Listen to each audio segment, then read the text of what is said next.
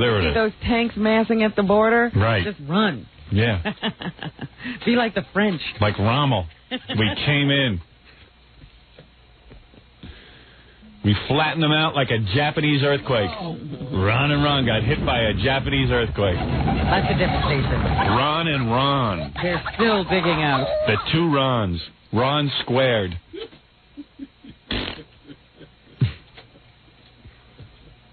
Unbelievable. Like Colin Ferguson on the Long Island Railroad, we wiped them out. Right, Robin? That's right. When does he get around to O.J.? Yeah, like O.J. We sliced them off the planet. That's right. Like O.J. Colin Ferguson still breathes, and so does O.J. That's amazing to me. That's fair. But, of course, the woman who drove the two kids into the lake, she's going to get the gas chamber. Well, maybe. Yeah. She's going to be tried on that charge anyway. Well, I would say she's going to get it because she confessed. And she wouldn't even offer a plea yesterday. You know, when they told her, you have to enter a plea, her lawyer said, well, she's not going to plead. So the judge had to offer, put in a not guilty plea for her. Why wouldn't she plea? I don't know what they're up to. Ron and Ron had less chance than those two kids in the back of the car. Right, Robin? Like two little children strapped into the back of a car. Ron and Ron went down into the lake that is ratings. Right, guys? Right. Like Jackie in the bathroom with a handful of toilet paper, we wiped them out. Right? Big wad of papers. You're making me not want to think about what we did. Yeah. No, but with Susan Smith, I think you have to plead not guilty when when you could be executed. Diarrhea. So whether she entered a plea or not, they had to plead her not guilty. Wow. Good for you, Robin. Well, you know that. I'm just sitting here thinking. Good for you. How do you do it? In between writing a book and all of your other duties, you still know about Susan Smith. How do you do it? What are my duties? Your duties, your ablutions. Hello, Dominic called me last night. He goes, listen, you know what we're going to do for the Super Bowl party this year? This year, we go over to the hotel, we have a card game, and we watch the game. Who needs girls? You don't really want that. I was like, what? Get off my phone. Are you nuts? He wants to be your girl. Obviously a fat man talking. I was thinking about it. Whenever we go to Scores with Dominic, or we ever have strippers, or we have massage girls, Dominic doesn't do anything. I said, he's just so uptight about his body and how fat he is that he assumes that nobody wants to touch him, and he just stays away. He doesn't even bother. So girls aren't any fun for him. But he must get off on watching other people. That Honorable Elijah Muhammad is right. Nothing I have ever taken. It's a medicine. Right. You see, it's a medicine that has cured me of all my ills. Yes, because I was a sick man. That's right. And when I embraced the teachings of Honorable Elijah Muhammad, these teachings cured me of these ills. Right. I'm a well man now. Right. And I feel good. That's right. As long as you stay with the doctor, you continue to. Yes, sir. Yes, sir. Hey, can I have that tape? Really? Hey, where'd you get that? Hello? Hello? Hey, where'd you get that tape? I got that from PBS. Who's this, King of All Blacks? It's Big Black. Oh, Big Black. Big Black. Hey, Big Black, you got to send me that. That's funny. Did you guys hear that? Where is that from? What kind of a show was that? Big Black, where is that from? That was from a documentary on Malcolm X. Oh. It's like from back in the 60s. Really? Was that Malcolm X? No, that was... If it is, all black people are abandoning him in droves. They did an interview with some blacks on the street back in the 60s. Oh. And this guy was speaking. So some dude was talking about the Honorable Elijah Muhammad? Yeah. I wonder if the Honorable Elijah Muhammad looked anything like the guy in the Spike Lee movie. He sort of did, yeah. He had that funny hat with all the moons and crescents and all that stuff all over it. He wore that all the time. It looked like he had a mushroom head. Yeah. A Lucky Charms hat. Yeah. Yes, it was. Like a Lucky Charms hat. You should have heard how he spoke, too. Hey, can you send me that tape? Because I'd like to play that at the beginning of the show. Yeah, no problem. Hey, Ralph, did you bring in that tape that I wanted you to bring in for the beginning of the show?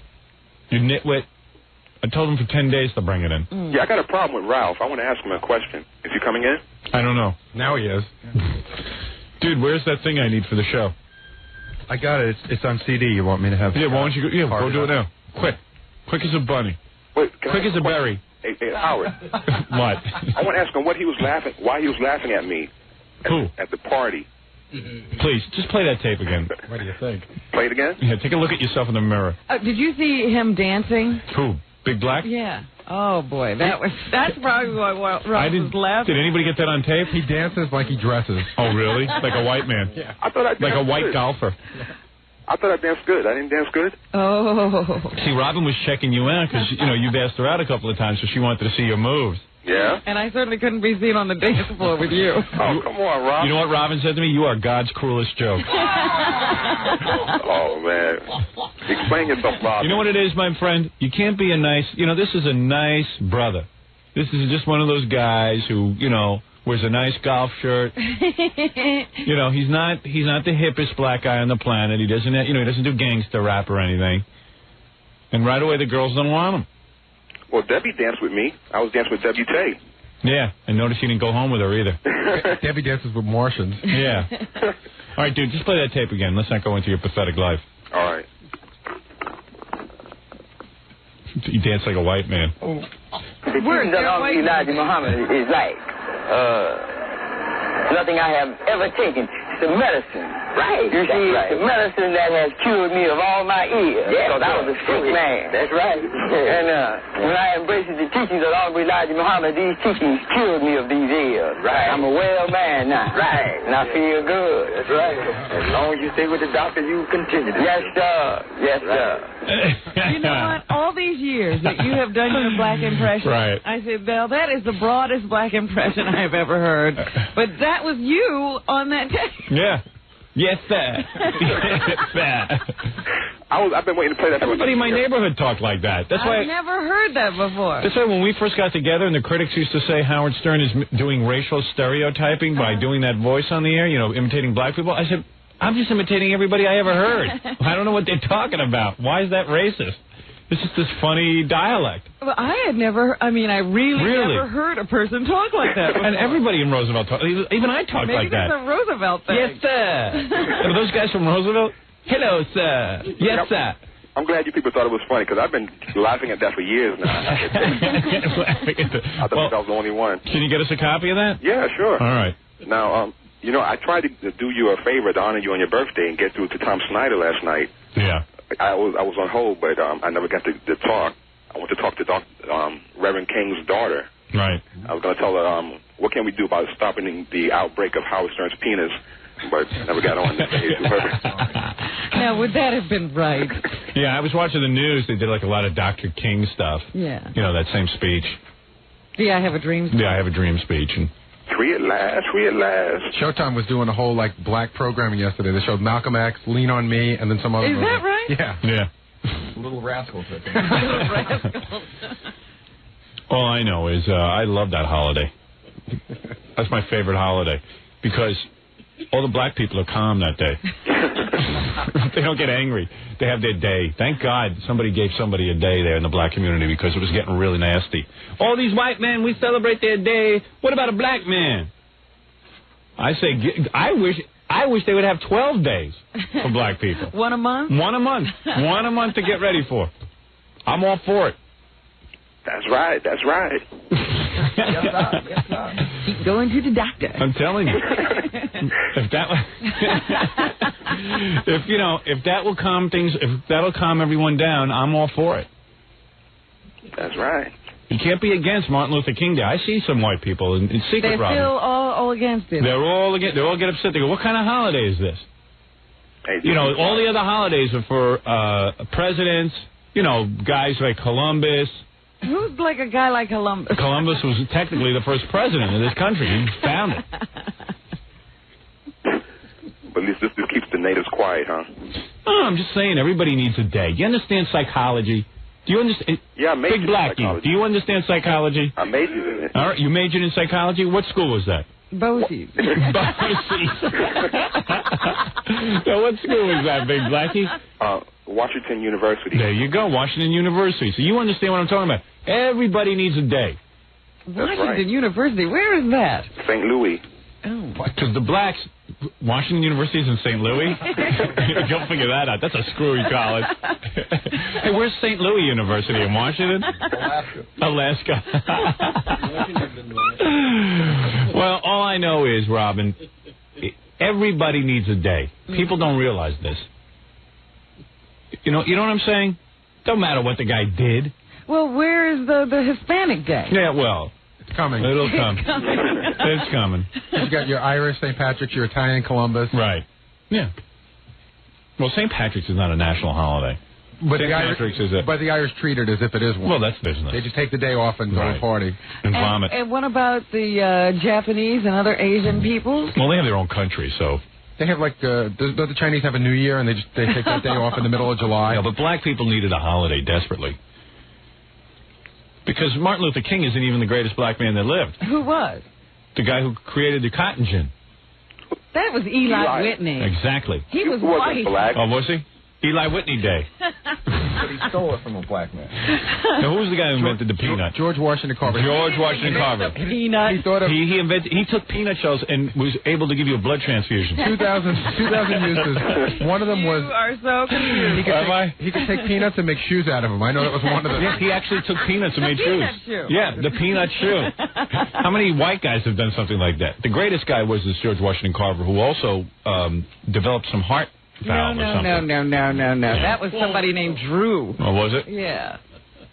Nancy. Now, hold on. I got my black history all confused. Yes, sir. Well, all right, very good. Enough about the blacks. I got to move on. Well, we played one of our Black History Minutes this morning, and I thought that was wonderful. Yeah. Well, we tried. It was Larry Fine helping Martin Luther King write his speech. Yeah, that's great. We should play that again. I missed it. Great. Hey, Howard. Yeah. Did you hear about the fight that King of All Blacks almost got into with this reporter from the Daily News? No, what happened? Gorilla should be able to tell you about it. He was there, too. All right. You know what? Let me move on. Is this any good, Gary? Do you know about this? I just know that there was an argument and almost a fist fight, but I don't know what it was. Really? Yeah, Captain James called this guy over and started talking to him, and then King of All Blacks was in the way, and he was telling the guy, hey, slow down, man, because he was screaming over him. This is going on at my birthday show. This is when you invite, like, wacky listeners to get in fights with newspaper reporters. Out of control people. Even though we had our number one role model. You know what was really cool this year? Since nobody could drink till 8 o'clock, and everyone was hammered by 8:20. They just tried to catch up. Yeah, right. That was kind of weird that no one could drink. I like it when the audience is drunk. Apparently there's a rule in the hotel. You can't serve liquor until 8 o'clock in the morning. You know, I have an idea in case you ever do another birthday show. I won't. Not that you would, but maybe the next time we do it from like a real studio with real seats, so that the audience would actually have to sit there and be quiet and actually pay attention to what we do. You really think you want that? I don't know. You really think and then for that? then it would be funny to see what they laugh at and what they applaud at. We've never actually done that on radio. That's true. You know, I was just thinking about that. We might find out for the first time that we're really not as funny as we think we are. It might ruin our careers. Why would you want to do that? Yeah, you know what? Screw that idea. But everyone has to get E and see the show, man. It's great, especially the midgets dancing. Did you see the birthday show? I didn't see it on E because I don't get E. Oh. But being live, I know how great it's going to be to see the midgets dancing, especially with the cop that posed in Playboy. Yeah. That was great. Yeah, that was good. When she picked him up and started dirty dancing with him. Yeah, I know that the one of the birthday shows aired last night. I haven't seen it either. Frustrates me that I can't get E. Have you seen, there's a photo, you know, we had pictures taken at the birthday show. Have you seen the photograph of the littlest midget, Marty dancing with Carol? Yeah. And he's got, I don't know how to explain it, except to say you could see how excited he is. Yeah, right. Oh, is he really aroused? Oh, my God. Really? It's just unbelievable. Is it huge? Well, yeah. Really? For a little guy. For a midget. Relatively speaking. Relatively. But you know what? Also in those pictures, you see how many liberties you can take when you're that little. Oh, right. Yeah. You can do whatever you want. Hands all over. Yeah, it doesn't matter. He was like upper dressed. Yeah. You forget that it's a guy. Yeah, he was right in front of me. I couldn't believe what he was doing. When a midget starts feeling up a girl on the dance floor, it's like, oh, he's just a midget. Yeah, who cares? isn't that cute? Yeah, he can't do anything. Like a toy. Yeah, it's just like a puppet. I mean, because after a while, she just picked him up and started dancing with him. You know what we ought to do? We ought to take Marty one day for the E! show, dress him up like the Jackie puppet, and then all of a sudden, like, have him start moving around in the chair a little bit. You know what I mean? It's like freak people out. Hey! I came to life.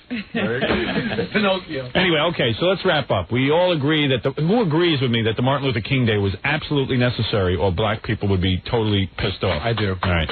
In fact, you know what they do around you know what they do around the country now? They did it in New York yesterday. Yeah. What? NBA has afternoon games, so everybody who's off for the day can go. Yeah. Like the Nets played the Knicks at 1:30 in the afternoon. Right. Afternoon basketball game? Yeah, because to honor Martin Luther King. I told you. You know what somebody said? I heard one of the news or the sportscast this morning, and I guess the Knicks beat the Nets. Right. And the sportcaster started off the story by saying, I guess the Nets didn't want to play on Martin Luther King Day. Yeah. Oh, did you notice crime was down yesterday? Did you see? No. Oh, yeah. Everything was down. Well, everything was down. Is that true? He doesn't know. He's making that up. No, that is true. I do know. I'm telling you. Nothing happened My to me. job to do like that because all the blacks were at home. The next big holiday will be the George Washington Carver holiday. I'm telling you, this was the greatest black man that ever lived. This guy invented 390 uses for the peanut. And, ironically, George Washington Carver died not knowing that you can eat peanuts. That was the wild thing. The guy never figured out that you could actually eat the thing. One thing we could all figure out, he missed. He's making shoes. He made cigarettes, oils, everything. cancer treatment, clothing, rope, Venetian blinds. toothpaste out of peanuts, and he never knew you could eat them. You got to get a real history book and see exactly what he did discover. We did that once. Yeah, we ought to get that again. That was pretty good. I forget already. It was kind of funny because he did everything with the peanut. Right. Except eat it. Hey, if OJ gets off, I hear there's talk of a Johnny Cochran Day. All right. Hey, thank you, Big Black. All right. Also, I'd like to thank Jan. Oh, come on. King of Cable's on the phone. Yeah, he made a couple of phony phone calls last night. King of Cable? Good morning, Howard. Good morning, Rob. Good morning. Good morning. First, I called On the Mark, which is a simulcast on C-SPAN, and when I call this guy normally, he, censors me off on the radio, but all of it got out on C-SPAN. All right, let me hear that. Okay. Good afternoon, I'm Mark Gelman. It's a little adventure on the Mark, and we're going all across America today. Glad to have you with us. And it's an open phone Friday, as always. And Phone Friday. Right into the phones. Talk to Leroy in Dale City, Virginia. How are you? Fine, I'm watching you on C-SPAN right now. You are? Yeah, I sure would. I'd like to thank Howard Stern rules, jerk off. Oh, there you go. We only took one. Thanks, Dave. I felt the end. I like when he goes, what's the name of the show? The Mark? On the Mark. On the Mark. And his name is Mark? Mark, Yeah. it's on the Mark. We're here with the On the Mark show, and it's Open Phone Friday. I like that. What? Was that the first call? Yep, it sure was. His big shot on C-SPAN. A lot of the DJs all excited they're on C-SPAN. Yeah, I know, and there I go, going the show. But does that mean that during the rest of the week there are no open phones? Right. Yeah, this is just Open Phone Friday. Right. It's a special day. Yeah. Oh, it's Open Phone Friday for the weekend. What is It's it open phone. every other day? And the guy said, it's Open Phone Friday. It's like he swallowed his own tongue, you know? It was like those guys who yuck it up like that. So you always expect them to, choke on their own tongues. It's Open Phone I know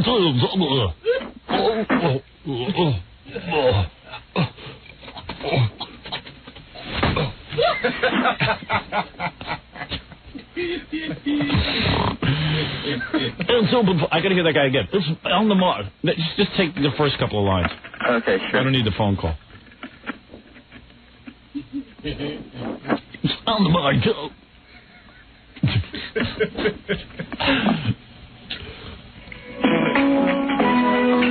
Good afternoon, I'm Mark Gelman. It's a little adventure on the Mark, and we're going all across America today. Glad to have you with us. And it's an open phone Friday, as always. And let's jump right into the phone. Let's jump right into the phone. We're jumping into the phone. I think he's got the microphone right down into his lungs. You know. It's Open Phone Friday. We're on the Mark taking a little adventure. Little adventure on the Mark. We're taking a little adventure on the Mark. Where's that show from? It's from Arlington, Virginia. Wow. It's on WAVA, but they put it on C-SPAN. I thought AVA is a religious program. It is. It normally is, but they decided to put it on. They decided to do an open phone Friday since it was a special day since they were on C-SPAN. Oh, so he usually does a religious show? Well, yeah, mostly they talk about, I don't know, abortion and stupid stuff. I gotta tell you, I really love Jesus H. Christ here on Open Phone Friday. He's so great. Yucking it up for Jesus? Yeah, let's take another call about Jesus. If you think Jesus was a really good guy, give us a call, and we'll discuss it. If you don't like Jesus, you might want to stay off this program. Jesus is your personal savior. Yeah, give us a call. Hey, who loved what the pontiff was wearing last week on his weekly address? You know why? When I met the pontiff, he had that big smoking pocketbook that I love so much. These usually aren't pontiff people. Yeah. These are those holy rotos. Yeah, right. With snakes. Yeah, screw the pontiff. Where's my snake? Let's get some real action going on the mark. You know, I think I saw that guy last week or something. They put him on a lot. Because it was a religious show, but he was trying to be, contemporary. A little bit more secular. Yeah. And those C-SPAN simulcasts are so boring. Yeah, he'll actually, try to make it seem like a talk show, but he'll slip in the word of God, about abortion. Yeah. Yeah, taking a human life like that is murder. It really is. And anyone who doesn't believe that is a hypocrite. Because that is murdering. Once the child is conceived, we have to... Shut up. Just shut up. Any guy who has a job on a religious broadcast station means nobody else wants him. That's what I think. Although maybe, I don't know, Captain Frank used to work at NBC, and then he went religious. He went to a religious station, didn't he? He talked like that, too. But he got weird. Yeah. Everything was God bless and God be with you. He just flip him in. At NBC, we worked with this guy who was, bachelor, a good-looking guy, too. He had been a real bachelor. Yeah, he was a real bachelor. Every chick wanted him. I mean, can you imagine? NBC afternoon DJ. Young, handsome, had his own house. Had his hair. Yeah. I mean, good-looking guy. Every girl wanted him, and, then all of a sudden, one day he walked in, God bless you. Did a complete flip. Yeah, and I needed him to announce something and had the word breast in it. I was doing a gay Lone Ranger, and he says, Howard... I must tell you, I don't feel comfortable with the material. I said, since when do you have a value judgment to make? Just read it, Frank. Did he read it? No. It was a big argument we had. And I went to NBC management, and they said, well, hey, look, Frank has found religion. I go, this week. What about next week? How long is this going to last? And every minute, God bless you, Howard. God bless you. Remember when we used to bring him into the studio, and you used to say things to him to see if he would crack. Yeah, I'd say. He would just say, God bless you, Howard. Yeah, I'd say, hey, Frank, vagina. Oh my! And then 2 weeks, 2 weeks earlier, he'd been totally at the vagina. Now it was now you couldn't even say it around him without him going, oh my. He used to taunt him with that girl that he was really hot for that worked there. Yeah, Betsy. Wouldn't crack though. No. And that killed her because she was in love with him. And he left NBC and went and became a religious broadcaster. Yeah. He did a religious morning show.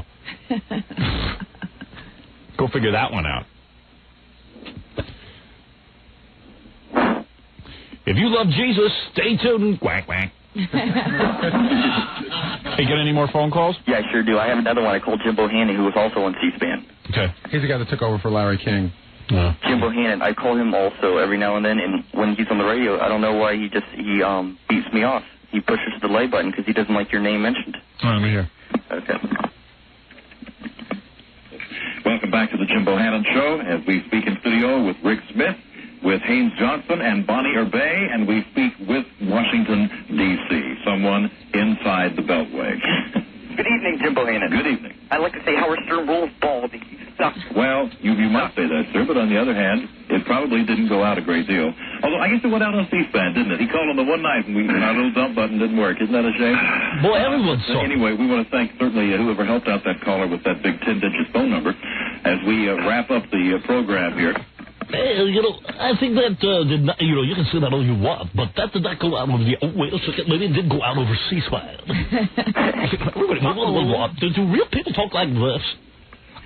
Sometimes I hear DJs, and I wonder, do they ever listen to how other human beings communicate? See, when I hear DJs who talk like that, I wonder if they talk like that in real life. Yeah, hi, honey, I'm home from work. Well, I know that deep voice guy that we have announcing on our show. Paul, yeah. Paul, he talks like that in real life. Hello, Howard. He can't help himself. Yeah. Hello. Hello, Robin. Howard, I'd like you to meet my fiancé. I'm getting married. Oh, Robin, good to see you again. Yeah. Bela Lugosi. I'm going to tell you something. You know, I've been thinking about a couple of things, honey, and, you know, the way we're paying our mortgage out doesn't make sense. Yeah, I mean, it can't be real. I know those guys. It's not real. It's a phony. Yeah. My name is Jim Bohannon, and I want to talk to you today about the following stuff. Isn't that the guy who sits in for Larry King and he dresses just like him? Yeah. Suspenders. Yeah. Yeah, I think maybe no one will notice. Yeah, Larry exactly. King clone? Yeah. I'm wearing my braces. Thank you, Robin. Hey, Howard. Yeah. I own a pair of Larry King's suspenders. Well, why don't we take a break, Howard, and I'll tell you about his meeting with Larry King, and then you can decide whether you want to talk about it some more. Well, you had a meeting with Larry King? Yeah. Well, actually, it's pretty harmless. What did you do? I just met him, and, like, inside his office, he's got a picture of you. I took a picture of the picture that he's got. Well, hold on a second. He ran into Larry King and told him he was a broadcasting student, so Larry invited him to spend the day with him to see how real broadcasting works. Really? Bingo. Where'd you meet him? You know, we know Larry's really into women and stuff. If you didn't know that, you would think, like, maybe he was, you know, into young boys or something, you know, but because who wastes their time with an idiot like this? But he's so self-absorbed that he thinks that, you know, he's going to take this kid under his wing and show him the ropes. Yeah, But he's going where to teach did you him. run into him that he just picks you up like that? Your little boy, no doubt. Would you like to come to the studio and spend a day with me, young man? Oh. So what happened? Like, you walked up to him and said, hey, where'd you meet him? I was downtown D.C. I went to go to the bathroom. I know he was from somewhere. You picked you up in a men's room? No. I go into the elevator, and there's this little guy in the corner of the elevator. This little guy, you know, like, scrouched over in the corner, and Larry King in the elevator. Larry spent the whole day with him. Well, wait a second. So Larry King's in the elevator, and what do you say to him? I said, hi, my name's Leroy, which is not true. I go, blah, blah, blah. I'm a broadcasting student, big fan of yours, so on, so on.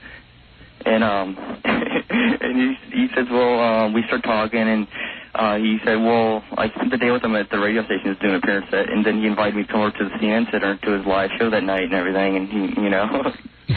And then in his office is a picture of me? There sure is. Really? I took a picture of that as proof. I got plenty of good pictures of Larry. Why would he have a picture of me in his office? He's got a picture Because he worships me. Who knows? He's got pictures of his wives in there and everybody else. All the wives. All the people he hates. All the wives and me. No, also he's got pictures of himself and, like, Ross Perot and everybody. Yeah, I know. He's really impressed that he knows all these people. That's why it's so sickening that he even has that. If he didn't have that job on CNN, he'd be gone. It'd be really funny to watch the demise of Larry King. Well, anyway. All right. Hey, I got to go unless you got more phone calls. No, but happy birthday. I'm sorry I wasn't there and everything. Okay? All right. Thank you, my friend. Bye. What do you need to be at my birthday for? Now, Jim Hall with the National Transportation Safety Board. Jim, what can you tell us at this time? Good evening. How are you doing? Fine, thanks. Well, it's a lot of hectic right now. It seems the flight went down while we're heading to Raleigh-Durham Airport. So far, we believe that there's no survivors, and everyone on the plane was too busy listening to Howard Stern and Baba Booey. Jim, did we lose the call? All right, we'll try to get further information from the NTSB as the evening goes on. As we say, the weather at the Raleigh-Durham Airport tonight was not particularly good. Karen McGinnis joins us now with an update on that. Karen? Did we lose the call? Oh, my. Wants him back on. Yeah. We'll try to get some more information besides that Howard Stern Baba Booey. Yeah, why'd the guy go into that? All right, let's take a break, and we'll be back right after this. We'll return to the Howard Stern Show after these messages. 97.1 The Eagle. 6:51 at The Eagle. This is Brad Baxter. It's 6:55 at 97.1 The Eagle. Howard Stern. Hold on. Howard Stern. I just slipped into a coma. That's okay. I just slipped into a coma, Robin. You know, after you do the third or fourth live commercial, it happens.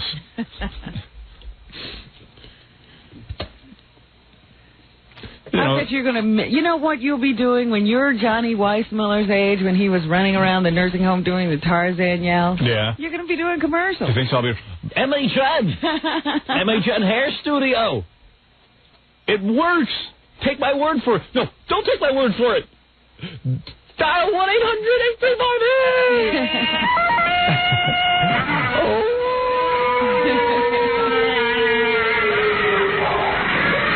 the thing you think you'll hate that you'll miss the most. Robin? I heard Robin. Robin? Bury me with my microphone. Like Bela Lugosi with his cave. Wait. I heard Jackie. Oh. I hear Jackie.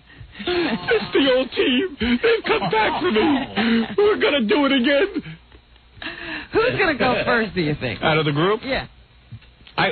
Logic would tell us Jackie, because he's the oldest, and also he takes horrible care of himself. But he's the happiest in some respects, because he smokes his pot and he has his beer. Yeah. And he's really excited. Keep him alive. Yeah, and he's really excited about clams. You know what I mean? It's like, the beach is my lifeblood. And plus, genetically, he comes from good stock. I mean, his mother hangs on. How many years has she been around? She's 98. She's 100 years old. She's an even 100. I think he's lying about her age. I think he shaved 2 years off her. Why lie about her age? Right. Well, if Jackie's 60, his mother's got to be at least 90. Hi-yo. Hi-yo. I don't know. Who do you think's going to die first? Probably me, because I'm just stressed out, and I'm always feeling like I'm having a heart attack. I think it's going to be Baba Booey. Do you really? I'm going to have to find a new Baba Booey. Why do you think Baba Booey? Oh, my. I don't know. I just have this feeling. Eat himself to death. Yeah. His chocolates. He would be the least missed, so it would make sense for him to go. I don't even know if I'd go to the funeral. Oh, stop it. No, I would go. We'd have a good time. I don't know. Who knows? Fred? Fred looks genetically inferior. He might go first. He might keel over on us. Yeah, he's always having problems. No, I think you got that. I think Fred's going to last forever. No, when we were in Washington, Fred used to get heart palpitations. Right, Robin writes about it in her book. Well, that was from chopping down trees. Right.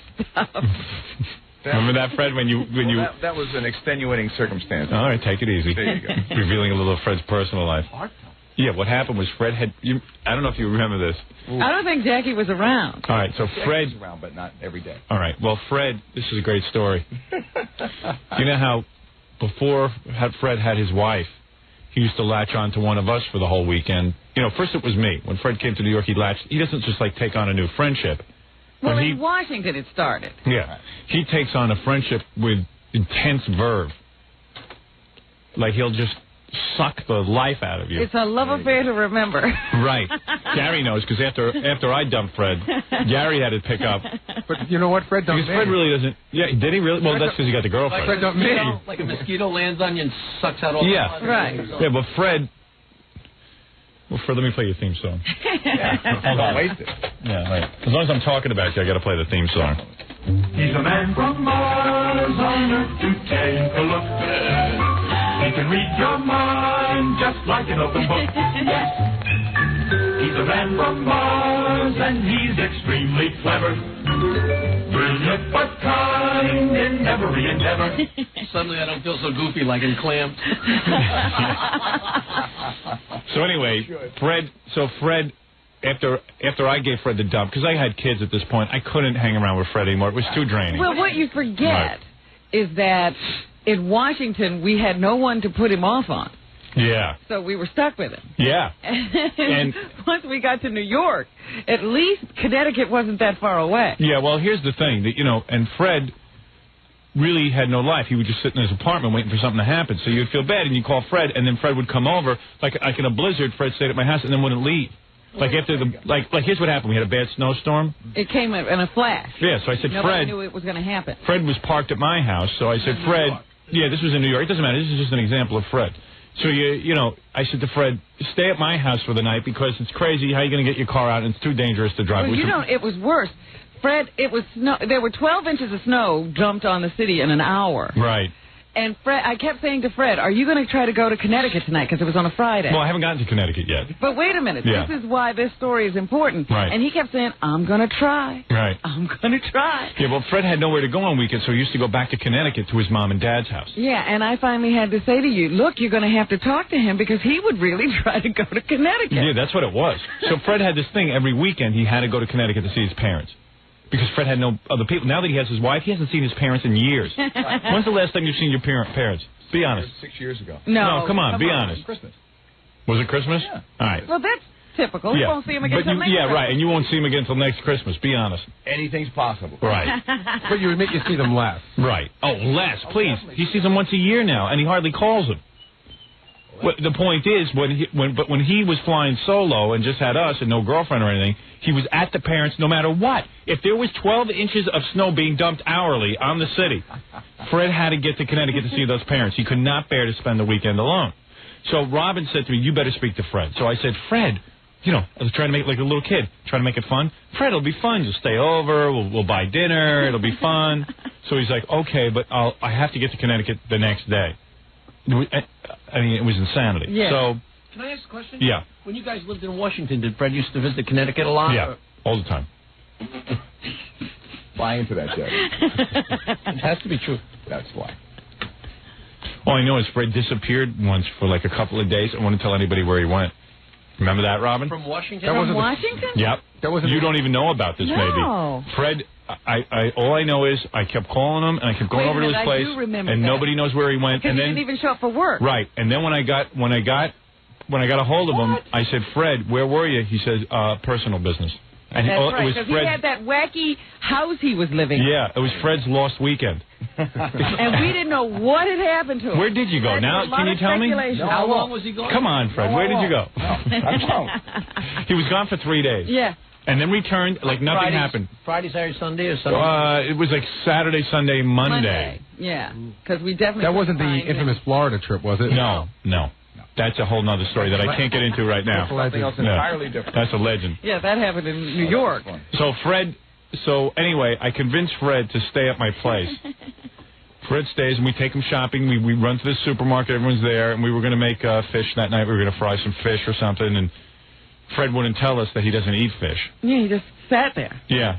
So finally, my wife realized that Fred does not eat fish. Because we got him home that night, fed him fish, and he wouldn't eat. So then we went out, and we said, Fred, what do you eat? And he couldn't tell us what he ate. I think he was embarrassed, so he finally admitted that he eats hot dogs. Right. So we went out and got him hot dogs. And I remember calling you, like, on Sunday. Yeah. And I was, talking to you, and you all of a sudden said, Fred's still here. Fred won't leave. And all the snow had melted. There was, like, this huge heat wave. The snow had melted. Everyone had dug themselves out, and Fred still wouldn't leave. And he just wouldn't go. Great. He just wasn't. I was like, "Hey, Fred, maybe you wanna go home." Oh no, I don't think it's safe now. Yeah, it was like weird. So you know how Fred latches on. Well, yeah. But I mean, I like hanging out with him. But I know, like, one. Be honest. One really cool thing that he did once. Yeah. Was we went to California on a trip, and Fred had that car that he loved. Right. That he took really, really good care of. Yeah, Fred thinks whatever car he gets is the best car in the whole world. Fred takes incredible care of cars. Yeah, and also he only gets what his father gets. You know that too? I didn't know that. Yeah. No. His father has the same car all the time. Well, he had the T-Bird, and it was like the special edition. I remember that. And his father told him that Ford made the best cars, and that the T-Bird... They were on top of things. They had made the best innovations right. now. I remember that. Coming back. My dad tells me this. Yeah, and then his dad got his dad's got one of those Jeeps now. That's what Fred has. Well, I bought the Jeep before he did. Okay. That's okay. I'm letting a lot of lies fly. Okay, fine. All right. So anyway, Fred, you did tell us that about the T-Bird. It was your dad. Yeah, everything was your dad. And then Fred would even look at a piece of furniture and go, my dad can build this better. Remember when he was turning over my furniture because he was going to tell his father how to make it? Yeah. I don't know why. He couldn't go out and just buy it. I don't know. So anyway, Fred came into Robin's apartment, started analyzing the furniture, and going, "I think my father can make this. I want to just draw a little blueprint of this furniture." Silly me. Yeah. Yeah, silly you. You're silly. You're the man from Mars. And he had. Do you still have that stereo, Fred, that you built yourself? It's probably somewhere, but I don't know where. All right, anyway. So we went to California for a week. We were at NBC. We went on that 1 week trip. Right. And Fred didn't want to leave his car in the driveway in Queens. Right. So he asked if it was okay to... I said, hey, leave it at my parents' house, because they have, room in the driveway. Uh-huh. So I got back a day later. Yeah. Fred got back on, like, a Saturday afternoon. Right. And he took a cab to my parents' house. And when I got back the next day, I said, oh, Fred, pick up the car? And my parents go, yeah, he was here till 4:30 in the morning. Oh. Yeah. And what did he do? They drank and ate. Oh, man. And hung up my parents. They drank a bottle. Him and my brother drank a bottle of scotch. Because Fred never had anything to do. But do your parents usually stay up until 4:30 in the morning? No, but they didn't. I got to tell you, they didn't mind it. They enjoyed it. But they don't mind it, but you don't realize what's happening. Fred just won't leave. I'm telling you, Fred doesn't leave. I thought it was funny that my parents were up till 4:30 with Fred. Yeah, in the old days when I used to have people over my house, Fred would just stay. Yeah. And then finally I have to say, Fred, I think we're all going to bed now. Okay. So why was I talking about Fred? Because of that chest pain thing. Oh, yeah. So anyway, the infamous story was that Fred ran up to his parents' house on the weekend, as usual, and he always used the excuse that his parents needed help around with chores. Well, his big thing was, I know, was he had a lot of times he had to cut the lawn. Yeah. Right. This had to be the most manicured lawn But I think ever. it was, I always got the impression that Fred was on one of those like John Deere things that you drive, like that you sit in. Right, like he was plowing like a back big 40. one. Yeah, I don't know what Fred was doing, but all I know is Fred goes up there and decides he's going to chop wood. And, you know, Fred's a mental patient. If you give Fred wood to chop, he'll just keep chopping, and if you don't tell him to stop. Like John Henry. Right. He cut down a tree like Paul Bunyan. Yeah, so he went up there. He was out of shape. Makes a forest into sort of. Yeah. So he comes home, and he's got the worst pains in his chest. From totally overdoing it. From totally, overdoing it. And now Fred thinks he's having a heart attack. So, of course, Fred, who's having a heart attack, can't call anyone. Because Fred's uptight. Fred doesn't know how to call anyone. Fred didn't even know how to open a bank account at this time. Fred didn't have his own bank account. That's true. I just said, Fred, we'll take you to get a bank account. You can, listen to this, you can put your money in the bank and write a check. You don't have to keep all this cash on you. Right, because he was like hiding his money under the mattress. Yeah, but he was like, I don't know, if I put it in the bank, what happens if they take it? His father had never told him about banks. No. And his father, I guess, doesn't trust banks. Or something was going on. When I met Fred, he was like a babe out of the woods. Well, I told you about the time he called me. He needed some money for something. Yeah. And I said, well, come over and pick me up, and I'll go to the bank. He said, but the banks are closed today. I said, don't worry, Fred. I have a card. He had no idea you could get into the bank. Amazing. It's like, he didn't know anything about ATMs. He's like Jethro Bodine. He's like out of the hills. What do you mean you're going to use this pool table for a game? I thought we're supposed to eat on it. So anyway, Fred was having a heart attack, and for some reason, I guess he called you. He didn't call. He just came over. Oh, he came over. Yeah. And Robin wouldn't open her door. That's in Robin's book. Really? Yeah. But I won't reveal the end of that story. Big question, Robin. Did you know it was Fred? You got to read the book. Oh, okay. There you go. Always a saleswoman. So anyway... Did she pretend she wasn't home? I could say yes. No. No. All right. All right, read the book. And to think, up until it's a tease for the book. Up until this point, I thought Fred was crazy and Robin was sane. Yeah, right. Now it's even. Yeah, well, yeah. It's definitely even. So... We must have been a delightful group. Oh, man. I just remember Fred's big heart attack, and it's like, hey, you ninny, you chopped wood for 12 hours straight. What do you expect? But I didn't know that. Yeah. I didn't know that at the time. Well, Fred wound up in the emergency he was in the emergency room, and I said, Fred, do you understand that did you do anything unusual? He's like, no. I said, where did you go this weekend? Well, it's my parents. Well, did you do anything unusual? No. Oh, really? Well, did you eat something strange? No. Did you have any activity? No. Well, in fact, I didn't have time for any activity. I was chopping wood. It's like, what? I had to do a lot of chores. Didn't have time to overexert. Yeah, right. Yeah. So it was just weird. Yeah. But Fred, remember the time Fred had to go to did Fred go to court? But did Fred go to the emergency room himself? Yeah. Fred, you really did? 'Cause that must have taken a lot, because you were in those days afraid. He was really scared. He was afraid to go anywhere. Yeah. Doctors. His heart was like an overdrive? Like it was... Oh, it was like my arm was numb the whole 9 yards. It was like... I almost lost Fred. And I kept saying to myself, look, I overdid it, but the more you kept, doing the, telling yourself that you're okay, okay, the worse you felt. So it's like... So how did you know how to go to an emergency room? That must have freaked you out. I was going to go talk to Robin. I figured if I talked to somebody, she would just say, look, you're nuts right now. You just overdid it. You're not having a heart attack. Go home. But wait a minute. It would have been fine. Did you drive all the way? Robin really came through for you. Did he drive all the way from Connecticut to New York? No, he was living here. Yeah, no, he drove from Connecticut to New York. Right. Yeah, of course. He chopped the wood, drove home. Yeah, right. Yeah, but the pain didn't set in. No, it didn't. It wasn't that day. It was delayed. It was it was muscle exertion. Right. You know? Well, so they reacted the next day. Yeah. Exactly. Yeah. You know what? I have something that I've always wanted to ask Fred. Uh-oh. You know, since I met him and since we're doing this whole thing. Good luck. No, the thing that I always found, not strange, but the hardest thing about that Fred had to deal with, when I met him, which was like 1984, we spent a year at NBC, then we got to K-Rock, and I don't know how long we were at K-Rock till he met Princess Norris. But as far as I know, in that entire time, which was probably like 2.5 years, I don't believe Fred ever had... I mean, I remember Fred and I used to rap about it all the time, and he just what said did he said he just didn't have the opportunity to meet women. Oh, okay. Fred, is that true? You didn't have for 2 years? It seemed like a long time. Yeah, it was about really? Because I thought Fred was a homo. And my mother wanted to set him up with one of my cousins. I felt so bad for him. Well, I was sure Fred was a homo. You know, because everyone always says to me, geez, Robin, a lesbian. I never thought you were a lesbian. Honestly, I swear. I always thought Fred was a homo. Because, and I used to test him. One night, I was in a hotel room, and I said, Fred, let's share a room. And Fred... That's your room, wasn't it a bed?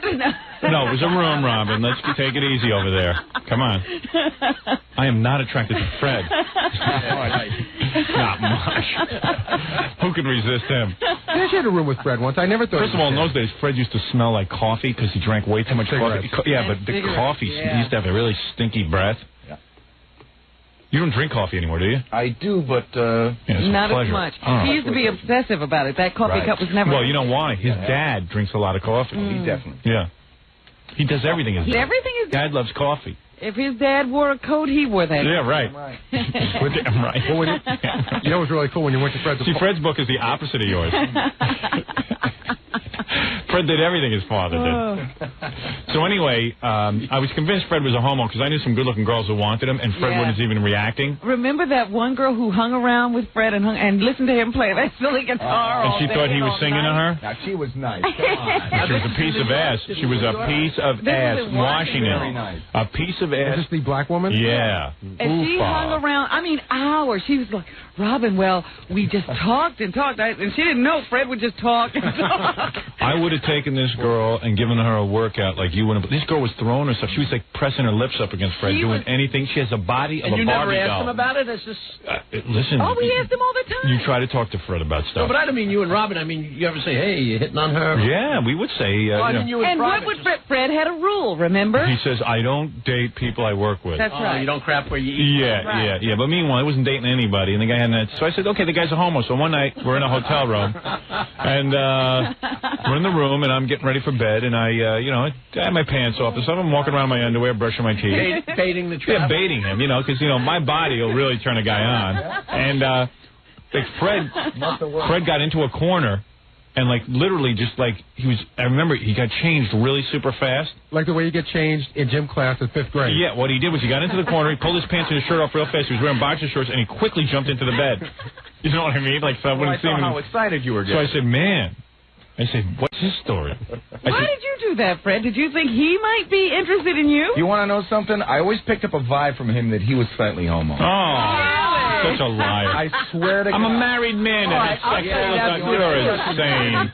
I'll tell you the truth. When I started on this show and you guys used to do your homo thing, yeah. Fred, I always thought you two were way too good at it. And there was a time at Club Benet when I was watching you two really getting into it, and I said to myself, is this the Emperor's, is this like in my face, and these two are screaming homos, and I can't... Howard, I know the time. I can tell you the exact time. You two were so believable. I think these two are really in love. I can tell you the exact time. I made out with him once. All right. I can tell you the time that you're talking about. Because we were all talking about it. Robin had this purple silk shirt, and Fred put it on, and it was just, I don't know, it was like, it was right. Transformed. Yeah. It's my color. I don't know. It was like Frosty's hat or something. Yeah, Fred's way too comfortable wearing that stuff. But you, feminine side. You settled into there was the two. There was like you guys were caressing each other. There was magic between. The guy has a good body. I'll give him that. Come on. Come on. He's a woodsman. You were way too into it. He chops wood. The time that it really I questioned it was when you and Fred and Al Rosenberg were going to do that morning show. Yeah. For the first time. And Fred played my wife. Dressed up as your wife. And looked way too good. And looked too good in a dress. People were calling in and saying, your wife is really pretty. It was really strange. Like, Fred makes a great woman. He had long black hair. And I'm a hell of a dame. He had a nice body. Big chest. So anyway, So I tested for that night. He didn't seem to be homo, but... You guys were in the same bed? No. What are you, insane? Wasn't there a story where I'm not like you. No, it was always a room. No, that was your story with Hawthorne. You ended up in the same bed. We're not on me today yet. All right. It was always a room. But for a long time, every time we went somewhere, we could never afford more than 2 rooms. So you and Fred were always bunking together. I know. I want to bunk with you. All right, so there it is. That's another story about... Fascinating chapter. In Fred's life. The man from Mars on Earth to take a look. He can read your mind just like an open book. Yes. He's a man from Mars and he's extremely clever. Brilliant but kind in every endeavor. All right, very good. Gary and I look laughing every time Jackie laughs. Jackie's way too into it. He enjoys it too much. He just did 3 separate, distinct laughs. No, you know what it is? The whole time you're talking to Fred, I have thought this whole thing was so hysterical, but I'm absolutely paranoid because one giggle from me could make the whole wind shift and make the whole thing come on me. So I'm just feeling like... Right, you got to be quiet. You know, all I got to do is it's like whomp. Bye, Fred. Hello, Jokeman. Jerkman. All right, very good. So there's a little insight into the... people love Fred and love to know what he's up to. You know what? We don't know any more about Fred than we did. Do you imagine Fred, though, going without for 2 years and, like, having the, the availability of all these women? That is really... When we were at NBC, you could walk through the intern office there at night where they made all those telephone calls, and it was all girls. And they all they were all arguing about who the thing is, liked the guy, more. I mean, I understand why I'm going crazy. I have women throwing themselves at me, and I'm married. He was single. Yeah, and he refused to give his favors to any of them. You know who his girlfriend was for a while? Who? The Vietnamese woman across the street in the deli. Yeah. Fred used to go there like every night and get dinner, and there was this like pretty cute Vietnamese girl. He would go and rap to her a lot at night. Oh, yeah? Really? See, I didn't know that. But I mean, they weren't a couple. Did he ever ask her out? No. They just would go talk to her all the time. Right. Dating the enemy, huh? Sorry, man. Sticking with the enemy. Sorry, I didn't go to Nam. Yeah, well, I did. I don't like that. Getting secrets. Yeah. All right, let's take a break. You're listening to The Howard Stern Show. 97.1 The Eagle. 7:18 at the Eagle. This is Brad Baxter. Eagle weather partly sunny today. A high of 65. A little wet right now, but it should get sunny by this afternoon. Tonight, cloudy with a chance of rain and a low of 47. Tomorrow should be pretty wet, and we should only see a high of about 47. Right now, it's 59 in Dallas, 56 in Fort Worth. Checking traffic for the Comedy Defensive Driving School in Dallas. Harry Hines near Motor Street. Police responding to a disturbance reported at a protest in the hospital district. Injury accidents reported eastbound 175 CF on at Ed Road just north of Beltline. Southbound I-35 Stemmon Service Road just past Justin Road. Care flight on the scene of a wreck involving a turned-over car. No delays, even though the service road is blocked.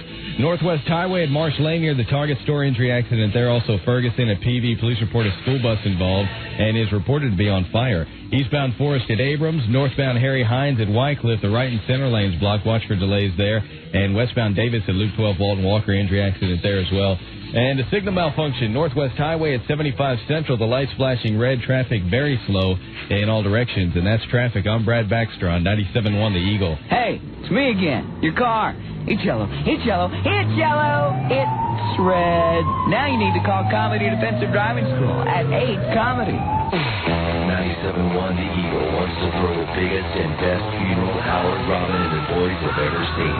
And we need your help. Show your support of the Howard Stern Show by putting a Howard Stern bumper sticker on your car. Pick up your free Howard Stern stickers at any high-tech car audio, the cellular phone store in Bedford, Richardson Bike Mart, and any American Honda Superstore. Fill out the entry form on back to enter a daily drawing for Howard Stern t-shirts. The Howard Stern bumper sticker from your Pure Rock station.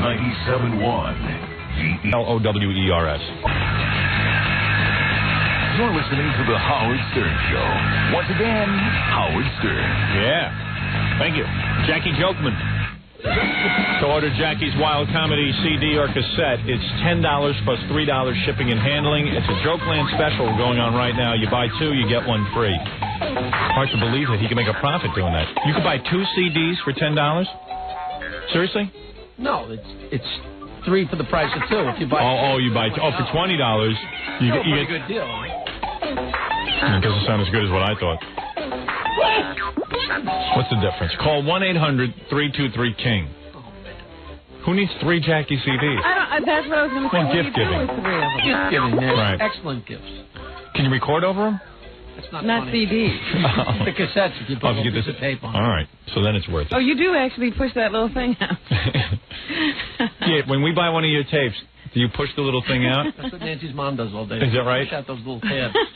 Saturday night, January 28th, we have some exciting Jackie news. Jackie will be at the Riviera Hotel. This is a big day for Jackie. This is a big treat for Las Vegas. Yeah. The night before the Super Bowl. That's right. That's Las Vegas, Nevada. For raunchy jokes and info, call 516-922-WINE. Remember, 516-922-WINE is not a pay service. Good for you, Jackie. Congratulations on all your excitement. Oh, you're wonderful. You are wonderful. I am. I don't know. I tried to say something nice. But you can't do it. Hey, by the way, I received a fax, and someone says to me, hey, Howard, what the hell is Governor Pataki doing meeting with that fat truck, Reverend Al Sharpton? Is he on crack with Oprah or smoking joints with Angry Jackie? You're his pal, Howard. How about finding out? I'm worried now. This is from Johnny. Johnny is a listener of ours of 12 years. And Johnny, listen, read between the lines, pal. Pataki knows what he's doing. He's got to do that. It's Martin Luther King Day. He's got to meet with somebody black. You got to be seen with somebody black on Right. Martin Luther King Day. Everybody was with somebody black yesterday. Right. Even I was with somebody black yesterday. So the point is... That's what you do on that holiday. Yeah, use your head. It's not like he's going to do anything about it. He's still going to ignore black people. don't get all nervous. It's for appearances and appearances only. You know what? But that brings up an interesting point. Mr. Sharpton. Yes. Or Reverend Sharpton, because Pataki was meeting with the Reverend and a bunch of other ministers. Right. Why you have to meet with ministers, I don't know, but... Yeah, they're going to teach him something. No, he had to do that. I know all about politics. Are there any other black kind of people besides ministers? No, everyone, they've taken a survey now. 97% of black people are ministers, and the other people just go to their services. And, everyone is a minister now. Okay. You know, it's such a sad thing, minister. I mean, first of all, you need absolutely zero brain to be a minister. You understand that? You need zero brain power. It doesn't require you studying anything. It doesn't require you going to school or accomplishing something.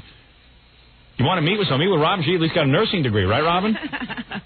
A lot of ministers will tell you Right. that they became ministers after a revelation. No.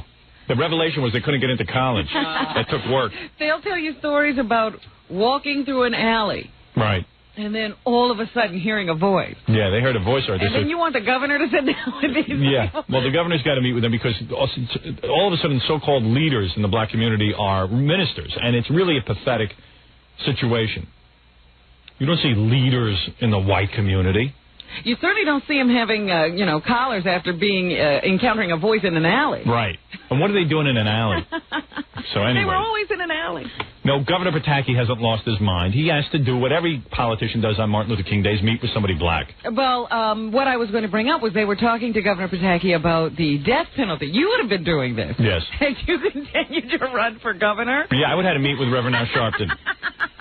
And discuss the death penalty. Yeah. Now, yesterday you said something about being opposed to the death penalty or questioning your support for it. Would you, at this point, when you were sitting in the governor's mansion, then have a crisis of conscience? No, I would have. No, listen, you got to have a death penalty. The problem is you got to be careful who gets it. This is what I was saying yesterday. Because if you see O.J., we can't give O.J. the death penalty. Guy killed 2 people, 2 human beings. And they can't seek the death penalty because no jury would give, popular O.J. the death penalty. Yet, you turn around, Susan Smith, who killed 2 people, is getting the death penalty. Her 2 people were smaller. Does that make a difference? Yeah, I think, you know what it is? We don't like older people. The younger they are, we like them. That's why all the religiosos like fetuses. They can't stand them once they're born, though. And quite frankly, O.J., you can make a case that O.J. is a real murderer. Susan was a bad driver. She should have just said, listen, I accidentally drove into the lake and jumped out and tried to get the kids out. That would have been a better story. She wouldn't have gotten the death penalty. The trouble is she kept it a secret for a couple of days. Exactly right. She didn't handle it right. She should be like Ted Kennedy, go, Of course I kept it a secret. I was embarrassed. I'm a bad driver. So, anyway, my point is that the death penalty has got to be equal. In other words, it's got to be in certain types of cases, and it's got to be across the board. If you did this, you have to be tried for the death penalty. That's right. None of this meeting and deciding. Because what you'll find is that mostly, I see there's a complete inequity in the justice system. Judges react to on whims. Mm-hmm. They'll react to someone if they're famous. You know, I got to get him in the courtroom. You know, they'll react to a poor person. They'll treat him one way. Rich OJ gets treated a different way. He can't get the death penalty. So it's a whole. What? Listen to this. Elephant Boy stopped by. I had to drop something off. But you should see what's going on with this guy. What? Ever since we made him a star. What happened? I love it.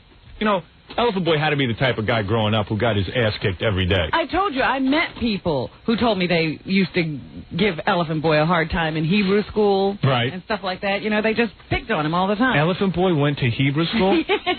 Elephant Boy, did he get bar mitzvahed? I don't know. You have to ask him. But I know people who went to Hebrew school with him. Here's his Haftorah. La la la la. Sha la la la la la la. Hey, Elephant Boy, you had a bar mitzvah? Yeah. I have when I was 14 years old. Was everyone cracking up? The boy said I came up okay. You know, I didn't stutter. I was able to pronounce my words if it was in Hebrew. Let me ask you, Elephant Boy. Yeah. Let me hear you say something in Hebrew. I want to see if it's any clearer. Yeah. Finish that. I can't remember. And nobody laughed. And no one was laughing during that? That's how you did your... Is that how you did... And did you have any friends at your bar mitzvah? Yeah, it was... Who was there? How many kids were invited? A lot. Really? At my school. You had friends? Yeah, back in Thursday, yes. They made fun of you. Yeah. I don't believe it. I don't believe you had friends. Well, like I said, that people came for the free food. That's maybe who knows. How many friends were at your bar mitzvah? Oh, I don't remember. It was like a table, maybe about 10, 12. I never thought of Fred as a religious entity. Yeah. No, I'm not a religious anymore. You know, except on the high days. High days. The days he's high. Yeah, but it was. What does that hat say? How much money do you get paid for wearing that hat on my show? I was prepared to come and so I was. Is that another strip club? Yeah. Elephant Boy goes now. Elephant Boy is a featured artist at these strip clubs, and he walks in and he's like a big man. He walks in the doors part now. When Elephant Boy showed up at Gary's appearance. Listen to this. Elephant Boy showed up in Rochester at Gary's appearance. Yeah. With an entourage of no less than 10 people. Strippers, his girlfriend. Just like a people I know from Buffalo. What was it like? It was. Well, first of all, it was really weird because this appearance was booked for me, and then they said Fred's here, and I didn't even know Fred was going to be there, and then it just said Fred just happened to be in Buffalo. Right. Was going to stop by Rochester. So he walked in with... but what's the move? I mean... Fred hears you're going somewhere. I don't know, because I don't know. I was... The Rochester staff hired me. They wanted me to come up there. I thought you knew... Someone told me... Hey, Elephant Boy, someone told me that, like, when Gary books an appearance, you call the station and you say, hey, listen, just give me a hotel room and I'll go up there. No, they called me up. No, they told me... Seriously, they said to me, I said, what's Fred doing up here? Yeah. And the program director said, oh, Fred said he was visiting some friends in Buffalo. Could he come by? No, I mean, no way. The station manager Rochester invited me and said I was going up there.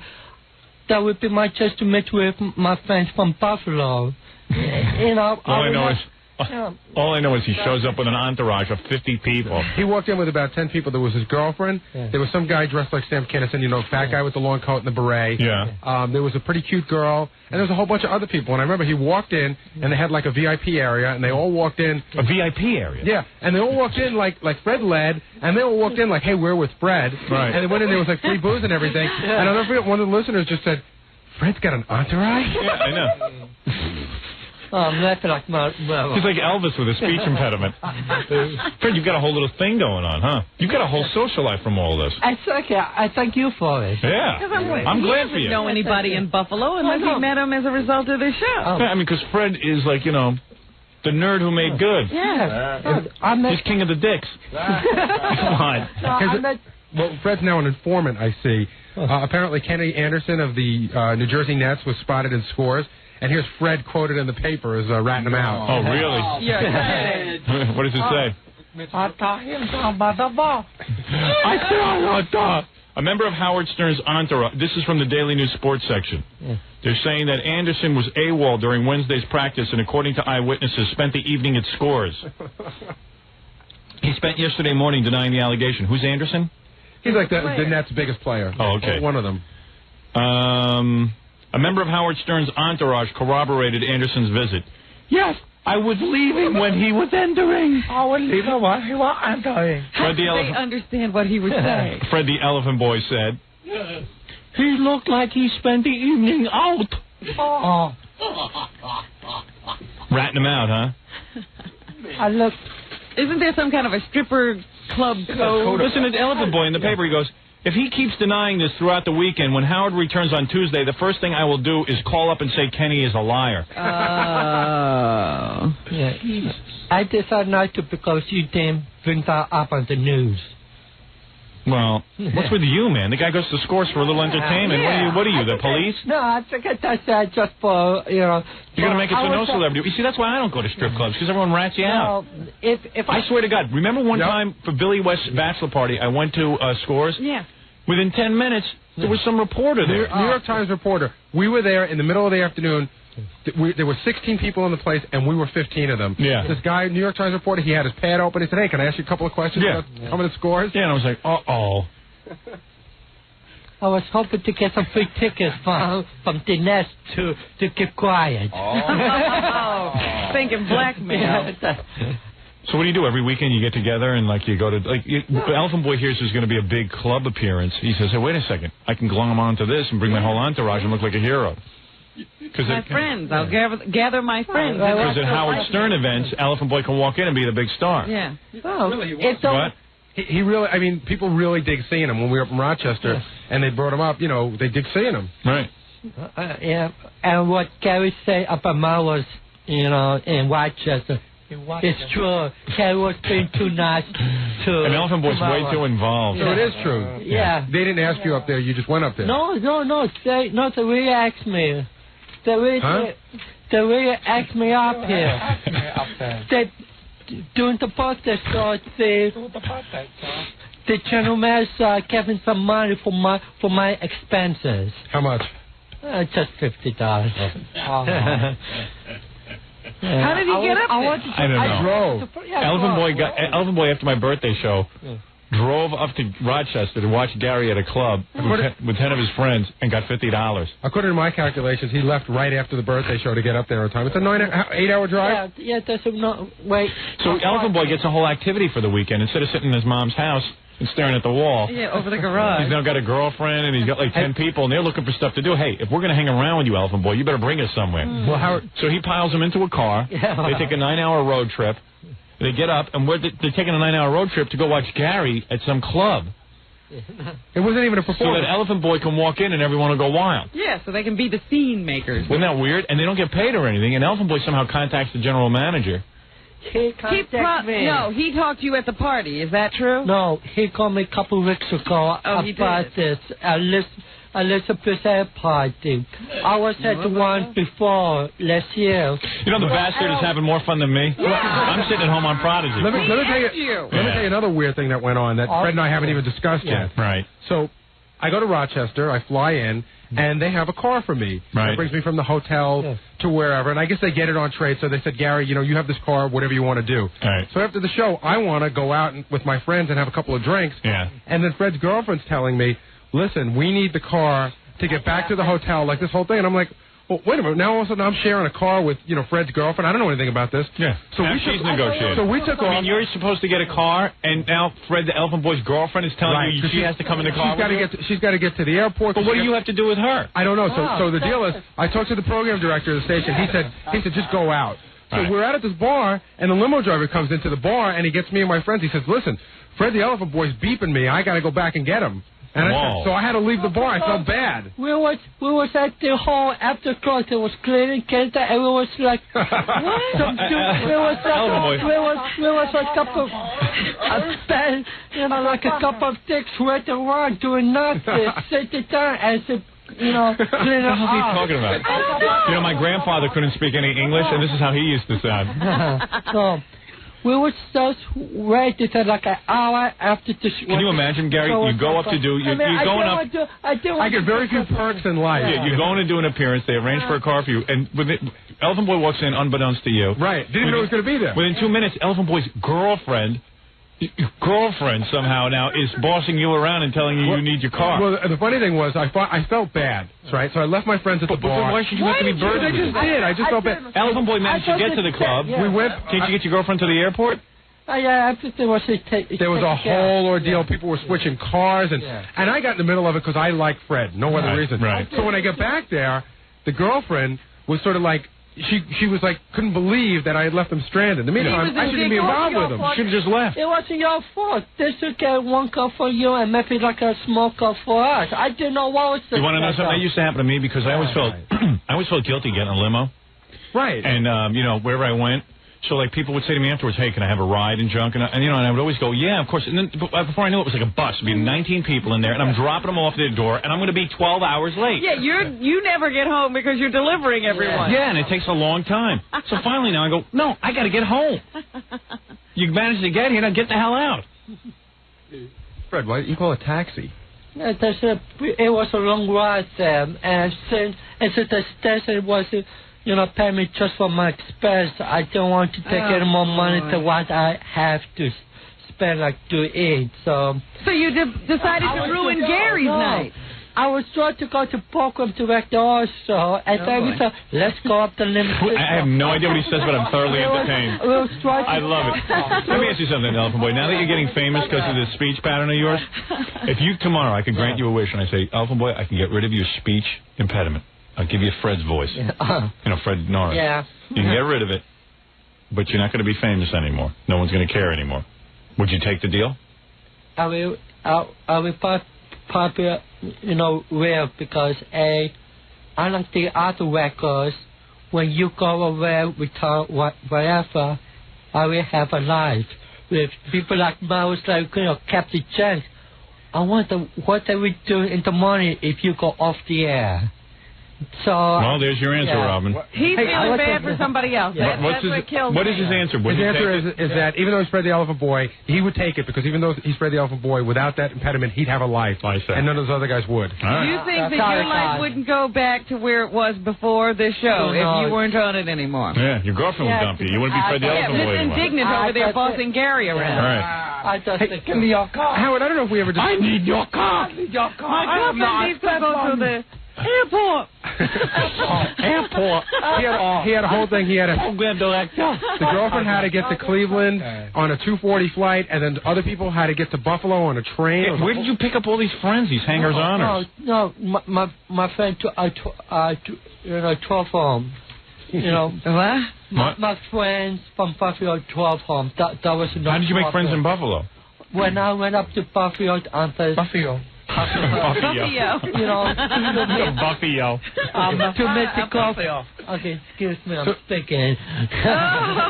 To meet the coffee from California, I made some friends there. Is there any state you can pronounce? California. Maybe you should move to a California.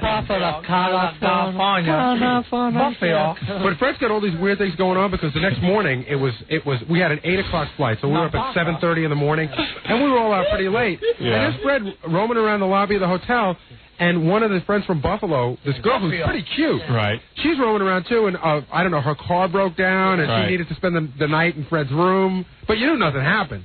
My friend even said, he doesn't. Fred's always getting teased. He's always sleeping with these girls, but never getting them. Yeah, what a life. Well, it's better than what he was doing before, which was sleeping in his mom's house. Believe me, before this show, I was quite busy in my room. In your room? Yeah. with my girlfriend, mind you. Hey, Howard, I don't know if we ever addressed this on the air, but I've always wanted... No, Fred, I mean, have you ever... Everything that could be possibly done to try to correct your speech pattern has been done? Is there anything else? Is this something I can do for you? When I was young, I used to start to watch this. Can I see your tongue for a second? Let me see your tongue. Let me see your tongue. It's normal. Yeah, no. I think I told you once before, you know... I think you could improve your speech. Well, I was told now, we did not back then, what I have is a very sort of form of cerebral palsy. Really? How to affect my voice. What? He's saying he thinks he's got cerebral palsy of the mouth. Like a cleft palate or something. No, he definitely has some nerve deal going on there. Yeah, you're missing a synapse. I'll tell you that. What are you looking for, a telethon? I got cerebral palsy. You don't got no cerebral palsy. You got rocks in your head. It's on a theory. I don't know what that's But is it your theory or a doctor's theory? I think a doctor once told me, but it's like in the 90s. Nobody knew that back in the 60s. All right, who cares? Anyway, listen, that's your problem. You asked me. Yeah, what is it, Ralph? You know, Fred's like carried away at the birthday show. Yeah, what did he do? Mary Jo was dancing, and he hopped on top of her and started humping her. Yeah, well, evidently that's tonight's show. Oh, my God. Tonight's show on E, you see Elephant Boy dancing with Mary Jo Buttafuoco. And Elephant Boy, I think, tries to rape her. Her trying to run away. Let me ask you something. If you have Mary Jo's husband, will you go screwing around with a dumb young bimbo and live at home? Sure I would. And upset. Why not? What's he talking about? I don't know. I think he's trying to say that he likes Mary Jo Buttafuoco. Right. Mary Jo's nice, but... Yeah, and I finished sort of red Joey, so nothing more... Well, all right, I can't say. I don't know what what did he say? He's telling Joey that he has nothing to worry about. Yeah. Right, okay. I say this. The rain in pain fall mainly on pain. Let me see if you can say that. The rain in Spain falls mainly on the pain. All right, there you go.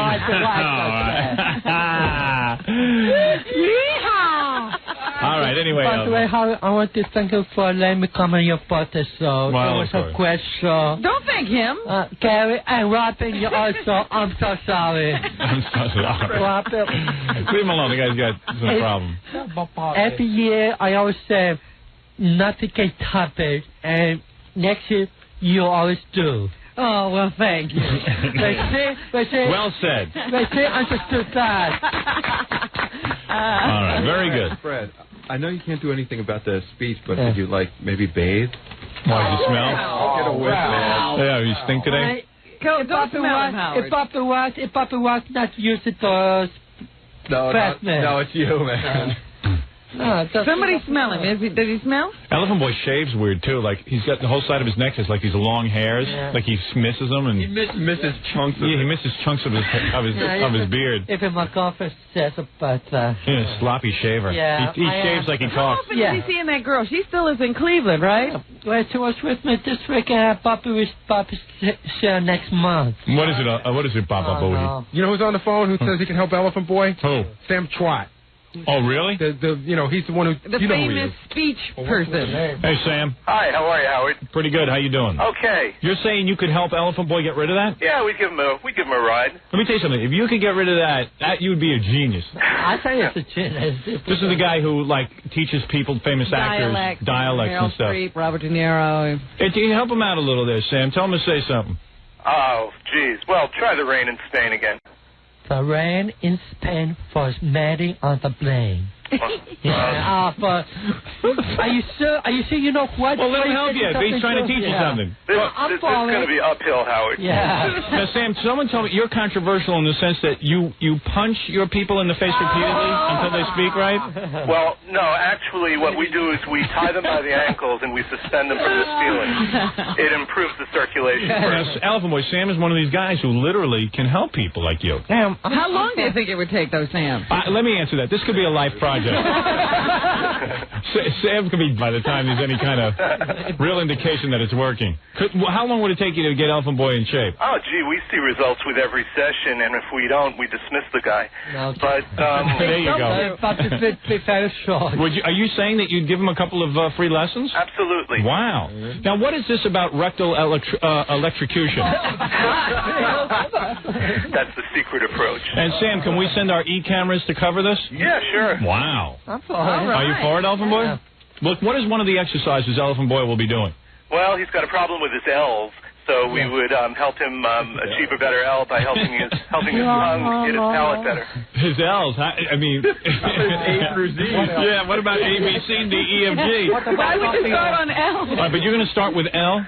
Now, how can you get him to pronounce L a little more effectively? Well, the classic way of doing it is you take your tongue tip and you put it on your palate behind your top teeth. Do that, Elephant Boy.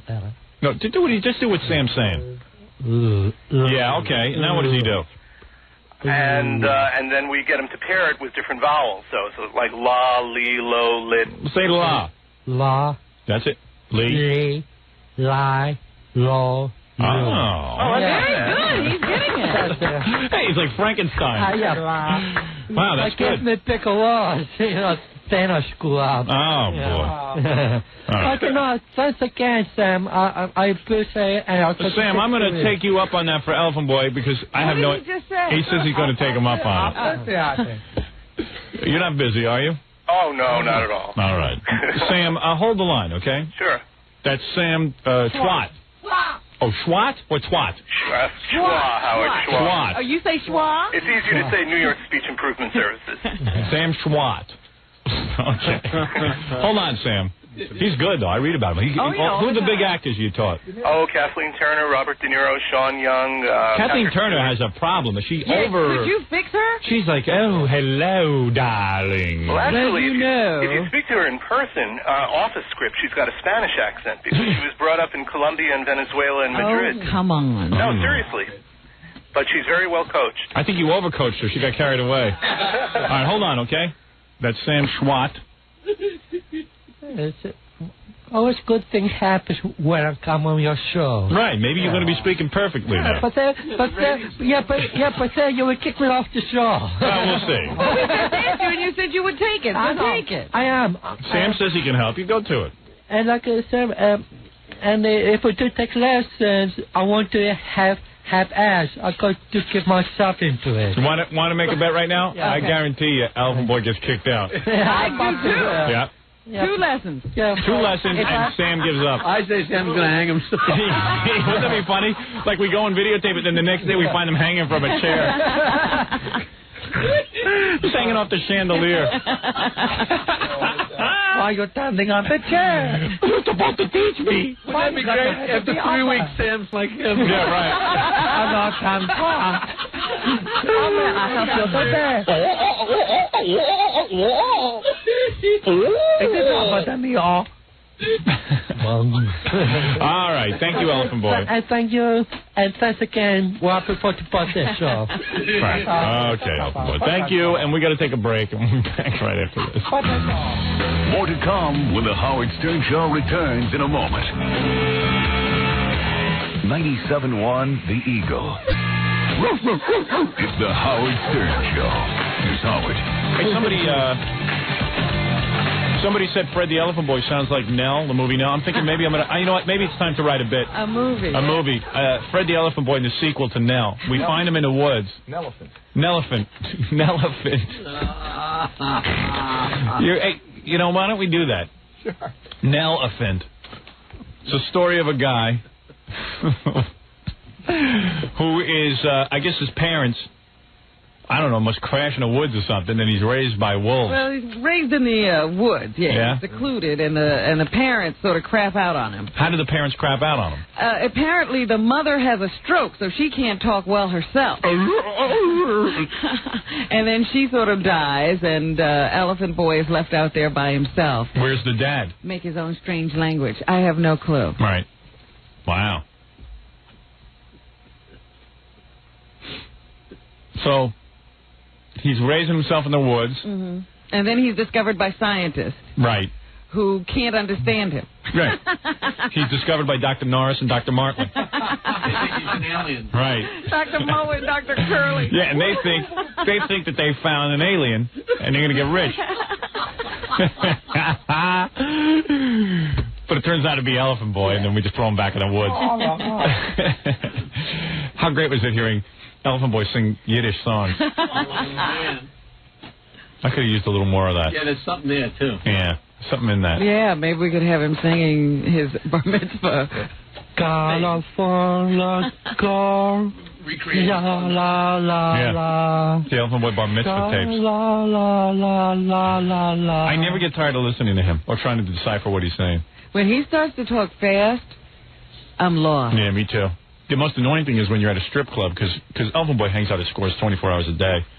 And you're at the strip club, and you're all excited because there's girls, and you get them watch them be naked, and Elephant Boy's there, and you're like, oh, no, because Elephant Boy loves to talk. Yeah. Ironically, he loves to talk. I have never seen anyone with such a terrible problem with speech who love to talk more. And the music's real loud. You know, in the strip club, it's all music and smoke, and it's dark, and Elephant Boy comes up to you, sits right next to you on the couch. Now, here I am. I'm ready to see girls. And Elephant Boy is sitting next to me talking, and he's like, you know, yeah, the music's going, the girls are dancing to the Rolling Stones. He's like, what are you doing?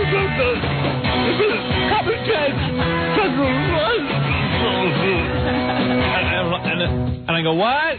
What? If I wanted to know we were going to do that. Hey, Elephant Boy, why don't you mellow out? Why don't you just relax and watch the show, man? What? It's unbelievable. He never seems to run out of things to say either. No, in the noisiest situation. And he's spitting all over you, and he's describing something that happened to him and Captain Jenks, or, you know, something. It's always him and Captain Jenks and things I don't care about. It's like, you know, the music's going, and it was the group there, it will be all right. If I came on the show, and get that, if I came on the show, and they'll talk, my brother will hold me. What? Lots of times he's telling you what he thinks is a funny story, and he starts laughing. Yeah. And you don't even know what he said.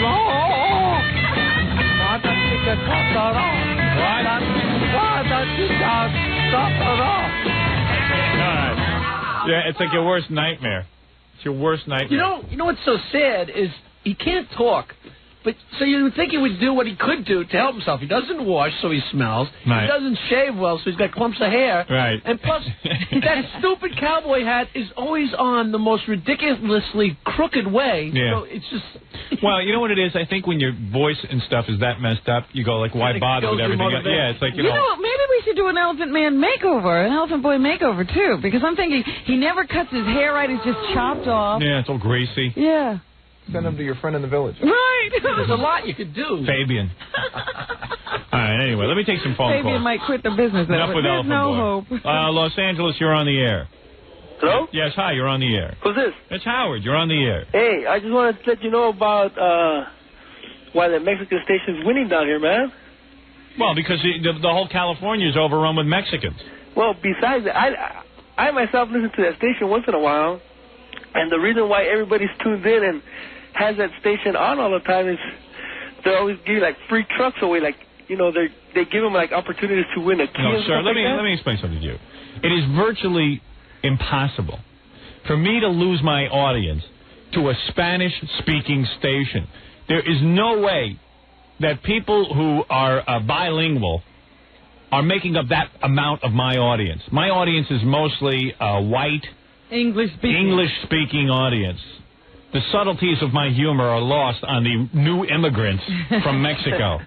You understand? Yeah. It is virtually impossible. It's obvious that once a year I have to be embarrassed and humiliated by the rating service's incompatibility with this new ethnic minority. Yeah. Well, in other words, I get screwed because they end up surveying too many Hispanics. It's absolutely absurd. Well, also, you know, like another thing is... I mean, your station there could give away houses and franchises and money, and my people are not going to tune into Mexican radio. Well, see, I know, and the thing is, you're on just a certain time. It's like No. Let me explain something to you. Listen to me. You know, I resent... He still doesn't believe a word you said. I resent... No, I believe everything you say. Hey, listen here, my Spanish friend. I am telling you that I know a little bit more about this topic than you do. Yeah. The call letters out in Los Angeles are KLSX. Yes. The guy in the Mexico station switched their call letters to KLAX. Yeah. And from that day forward, we've had this confusion. No, yeah, now, either you're high or you're smoking hot sauce, but you seem not to... No, you're not. You don't seem to comprehend anything. Don't tell me it's because they're giving away trucks. They can give away a fleet of trucks. They can give away anything. Don't you tell me that. You're trying to embarrass me. Have you looked into it? I'm just calling you... Ah, shut up. Trucks. Like, how many people can win a truck? He thinks I'm a dope. Howard. Yeah. I want to know how come your staff kisses your butt for the birthday show every year. What are you, the king or something? Yeah. Yeah, I am the king. You spend all this money on a room, celebrities, expensive gifts. I mean, first of all, isn't that payola against the law to pay radio guys gifts like you get? Yes. And second of all, that's why I have to actually declare everything I get, which is why I'm going to return half that stuff. And second of all, a-hole, friggin' a-hole. It's show business, jackass. I think that you're full of it. Yeah, no. You're right. I am full of it. And you know what? I've got more. Yeah, the show's going to go right down the tubes, and I'm laughing. Waste of time. You wish you were Imus. No, I wish I was over. I wish you were here so I could kick your ass. I wish you'd come down to the station so I could punch you in the face. Come down here, you pussy, wheelchair-bound pussy. Get down here now. Get down here now so I can beat your ass after the show. I'm going to knock you in the face. I'll knock you out. Punch you right in your head, you big jackass. Get down here now so I can beat your ass. Who do you think I am? You stupid. He just is upset because nobody throws him a party. Yeah. A jealous creep. I wish he was here now. I should love you so much, you idiot. I wish he was here now so I could just punch him in the face. I love people. Just because we love each other here, we throw you a party, we're kissing your ass. Yeah, like I get my ass kissed by anybody else. If we don't kiss each other's ass, we're pretty screwed. You don't see him give me any awards. You know, I was thinking about this Cable A show. And, you know, it reminded me the Grammys one year when Sam Kinison, God bless that man's soul, was alive, put out one of the most brilliant comedy albums. It was Sam's first album. It was brilliant. It was sheer brilliance. There's nobody on this planet can tell me that wasn't one of the most brilliant comedy albums ever. Go back and listen to Kinison's first album. And Kinison was up for a Grammy against Irma Bombeck. This is just like my story. Irma Bombeck. PDQ Bach. PDQ Bach. And God knows who else. Yeah, I don't even remember who else was in the category. Nice, wasn't it? I don't remember. So, all of a sudden, they announced, I was there, they announced PDQ Bach wins. Now, can you imagine, if you know what PDQ Bach is, where is PDQ Bach? Because we had to go out and get it to see what won over Sam. There's nothing even remotely funny about PDQ Bach. It's just not funny. It's classical music. It's a classical music album. But the Grammys had to vote. They couldn't bring themselves to vote for this vile Sam Kinison who uses curse words. This is the way they think. A classic album that will go down in time. You'll see 100 years from now, people will play this album. PDQ Bach will... No one... Today, no one knows PDQ Bach. Let alone 100 years from now. And they refused to award, give him an award. But, of course, Sam laughed all the way to the bank. PDQ Bach is probably counting food stamps, and Sam is, Sam's pushing up daisies. Well, Sam is, unfortunately, PDQ Bach's probably a multi-millionaire, but who knows? Hey, listen. But the point is, it hurts Sam. And it's just like I'm watching this award show. Oh, here's PDQ Bach. Cause I got to tell you. It's unbelievable to me. I'm watching this award show, and I'm watching this loser, a man who couldn't get two people to watch a show, with this politically incorrect as this... Bill Maher? Bill Maher. And it's not Bill's fault. I mean, he was voted. He took the award. Same way I would have taken the award. But it's laughable. This is a show that is unwatchable. Hey, Einziger, come in here and tell me what... Einziger's been in TV a long time. Mm-hmm. Einziger says he watches TV 24 hours a day. He has forced himself to try to watch this show. He cannot keep the channel on the channel. He can't keep that thing on the channel. Tell him what you told me. Well, first, when I was watching the awards, I was happy that Larry King didn't win. Mm-hmm. But then I got really depressed because Politically Incorrect won. And I watch a lot of TV, like even weird stuff like Italian shows and Japanese shows. This is a guy who watches shows. He doesn't speak Italian. He can't even speak the language. And you know, Einziger's... I don't even know what Einziger is. What are you? German. Are you a German? No, but Einziger's German. What are you, a Jew? Yeah. Oh, you are? Yeah. The hell knows what? Everybody here is a Jew. It's true. The Jews do control the media. All right, go ahead, Einziger. But I said I couldn't even... I think I saw that show once, Politically Incorrect, and I couldn't watch it. Really? Couldn't watch it. I couldn't even tell you what it's about because I couldn't watch it. It was unwatchable. You can't... It's like Tom Snyder's show. You can't watch it. You put it on, you go, I can't watch this. There have been times I say, I'm going to make myself watch it, and I can't do It's it. an endurance I test. cannot do it. How long can I last? That's what that's like. It's a form of torture. It's not a programming show. That's what that is. That is not a form of torture. Right, that's like dripping water on some guy's head in the war, in the Viet Cong War. Yeah. It's impossible. Am I right? I mean, you tuned in. How long did you stay with it? 30 seconds. It's that. It's that. And you were curious because you heard all about it. Right. You were curious. Yeah. I know of what I speak.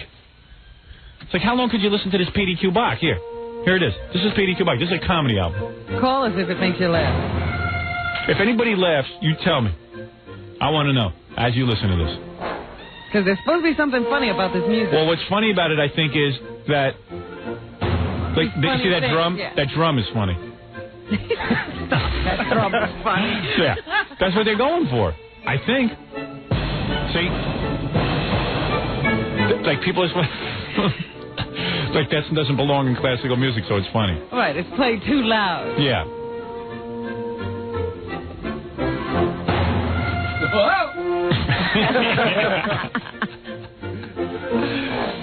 Hey, this is funny. See? And you hear that little, like, it sounds like Munchkins singing? The strings sound like kind of Munchkins? There's probably 5 people in the world that think it's funny. Yeah. Oh, yeah, and they get hysterical. Oh, this is so funny. Woo!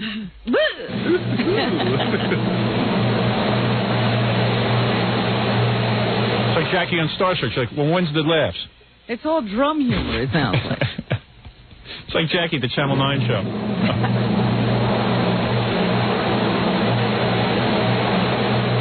Oh, is this funny? You know what's funny? Oh, the drum. If you're a drummer, this is funny. It's drum joke. Jackie, you knock your brains out trying to do stuff. Just get a drum. Dope. What's the matter with you? All right, here comes the guy. Maybe it's here's where it's funny. All right. In all fairness. Thank you very much. Welcome to Great Bands of the Grain Belt. This is number 3 in our weekly series of Sunday afternoon marching musicals, sponsored by the 4-H Club here at the University of Southern North Dakota at Hoople. This beats Sam Kinison this album. This afternoon, unfortunately, we had to move into the cafeteria here on account of the weather, so we're going. All right, you get it. There's nothing funny. Yeah. And Sam was doing those bits with people. I mean, wild stuff, funny stuff. They couldn't bring it. They couldn't give him the award. And I know the people at E were all excited because they thought they were going to get. I said they really had hope. What'd you eat last night? What'd you just belch up? I don't know. I'm smelling like Italian food. Is that you? Not me, man. You guys are just belched up some Italian. Nothing else. Editing late. Well, all I know is it's a total goof. They couldn't bring themselves. That show, Politically Incorrect, is so bad. You know, I will watch. I don't get Comedy Central. I sit and watch anything. Yasmin Bleeth was on it one day. You know, she's from Baywatch. Yeah, she's hot. She almost looked ugly on the show. Right. It's just boring. Right. Asks her nothing, does nothing. Thank you. What? I have to say something about that show because I've tried to watch it a bunch of times and I'm not Everybody just coming in here tries to watch it. Yeah, and people want to watch it. They want to. People try to watch and can't. Comedy Central's on it's on. But it also sounds kind of interesting. Like, hey, they're going to goof on the news. They're going to goof on something. But, and it sucks. You know what it is? I'm telling you, what it really comes down to, it's like these like pseudo-intellectuals sit around and talk about how great it is because it sounds like it's a great idea. Right. But when in reality, it's just boring. I know. But everyone has to say that they watch it because, it's smart, it's the news, and it's hip, but it really isn't. No. It's politically correct to say you watch Politically Incorrect. Whatever. They have nothing to say. It's really stupid. Sort of like you. Me. You have nothing to say and you're stupid. Now get out of here. All right, thank you, Einziger, too. All right.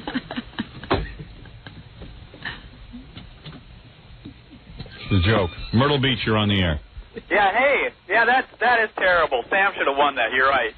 You're 100% No, correct. the point was I should have won. Oh, yeah, you should have won, too, of course. But about your production company, what is happening with Brother Sam, Howard?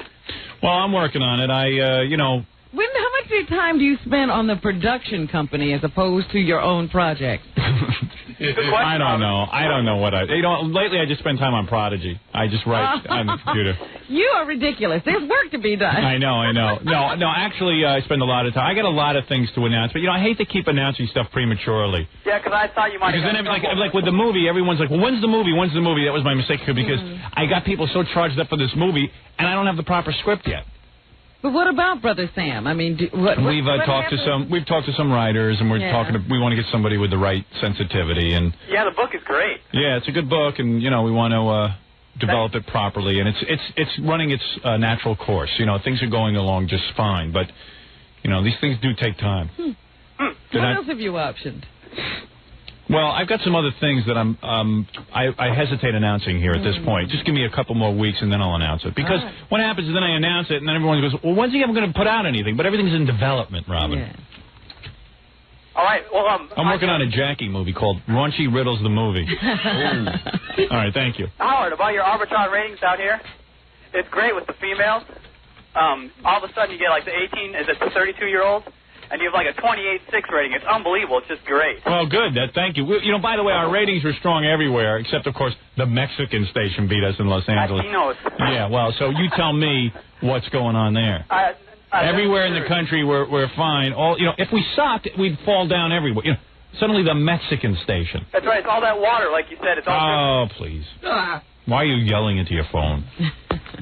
Dallas, you're on the air. Good morning, future Oscar winner.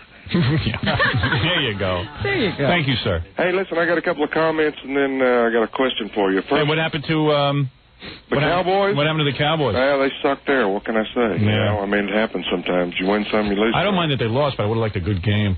Yeah, it could have been a lot better game. Hey, did anybody watch the Fox halftime with Jimmy Johnson, the guy who used to be the coach of the Dallas Cowboys? Yeah. Well, this guy wears a ring. Oh, yeah, that big Super Bowl ring of his. Wow, but how many diamonds are... I mean, it's the size of... He's really into that. I told you, he's opening a restaurant down in Florida. Yeah. And even on they have this big balloon out announcing that Jimmy Johnson's restaurant is going to be there. His 3 rings are on the sign. Well, he wears this big, giant gold watch, bigger than Chuck Woolery's gold watch from that Love Connection. And he's flashing the watch and the ring every minute. And every minute he's putting his hand out with the ring. He looks like a bride that just got, someone who just got engaged or he's something. He's really heavily into his Super Bowl ring. Wow. That ring is bigger than Marty the Midget. Did you see the size of that ring? And he's flashing it, and he's so proud of that ring. And it's gold and diamond encrusted. Yeah, and got a whole bunch of scribbling on it for it. It can be any more gaudy. It's the ugliest. Yeah, it's got like an entire book written on it. There's enough room for it. His name, the year, everything. Yeah, right. Tablets. Size of a baby's head on his finger. Yeah. So anyway, what can I do for you? Comment. The New Year's Eve tape, finally get to say it was great. Thanks. Matter of fact, I replayed it on New Year's Eve this year. There you go. The E-Channel show is great. The combination of the radio show and the E-Channel show makes your show just that much better. Robin, you look great. I think so far, you're hitting a home run, dude. Stay on. Hey, you can stay on as much as you want. I'm not going to punch you in the face. Okay. I unfortunately happened to see Rush Limbaugh and his wife this weekend. I was passing a cornfield and I saw him out grazing. But yeah, actually, Gary told me that, Gary used to live in the same building as Rush Limbaugh. Yeah. And it's so funny to see the wife that he got from, the radio show. Because he's this big, fat, ugly guy.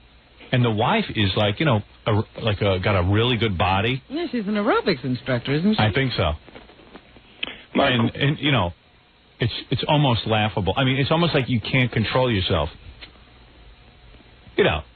I know. I mean, the guy's got the sausage head. It looks like how in a sausage the meat is bursting out of the skin? Yeah. That's what his head looks like. Well, I saw one of the funniest things. Every Republican now thinks they owe something to Rush Limbaugh. They don't owe him anything. They are giving him awards. Really? And on C-SPAN one day, I saw, all these Republican women were standing at this lectern reading all this stuff, and thanking Rush for all he had done. And it was, you know, there was a space. There was a curtain and a space and then the lectern. And it was for, like, an average human being to fit in there. Yeah. And then Rush had to come up and give a speech. And he waddled into it. He couldn't, like, fit himself between this curtain and this lectern. So he sort of stood to the side and had to lean over to the microphone. Was the wife there with him?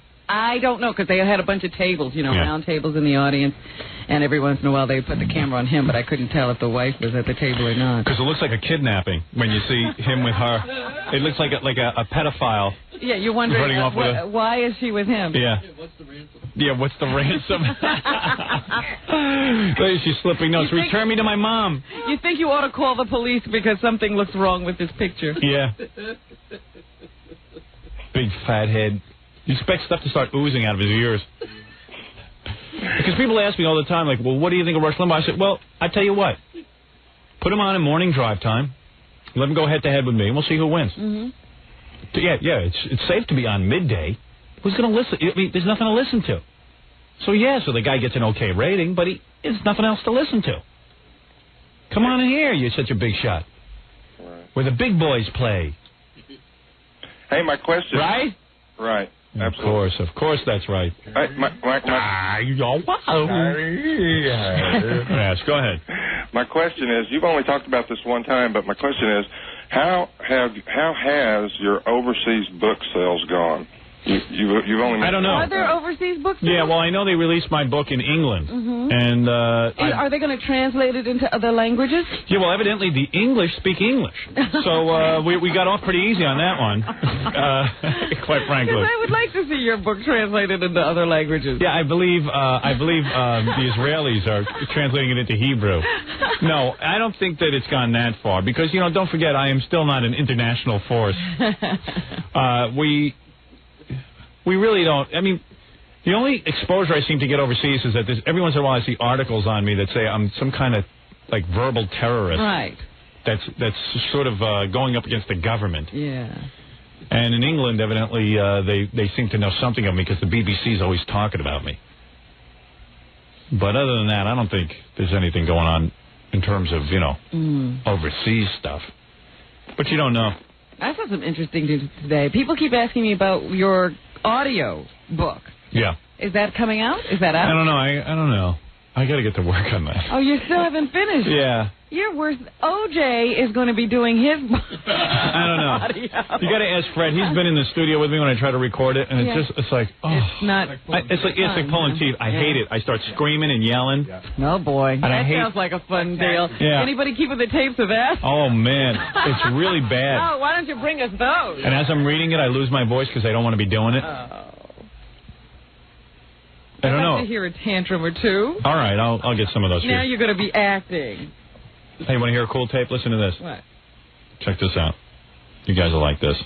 You know what that's from? That's from that Marilyn Manson album. Oh, really? Yeah, they put it on the album. They evidently have like a mailing list, and that lady's kid or something. The kid probably, and Marilyn Manson's kind of one of the... He probably joined a fan club and was getting, information and buying their albums. And the mom probably thought it was subversive. Meanwhile, the mom couldn't be like more than 40 years old. Like, no. She must have grown up in the 60s. Mellow out. Isn't that kind of funny? She's like yelling into the machine at them. That was for Jackie stuff. Isn't that great? Oh, that's great. Like an attorney now. Like, even like everyone's learned from watching TV. We never, your parents never had an attorney when you were growing up. An attorney. Like that woman has an attorney. My attorney will be contacted. We will be suing for millions of dollars. My next stop is my attorney. Yeah. Howard, I got one more comment. Some poor kid hears that voice every day. You will clean your room. I don't want you listening to that Marilyn Manson. Marilyn Manson.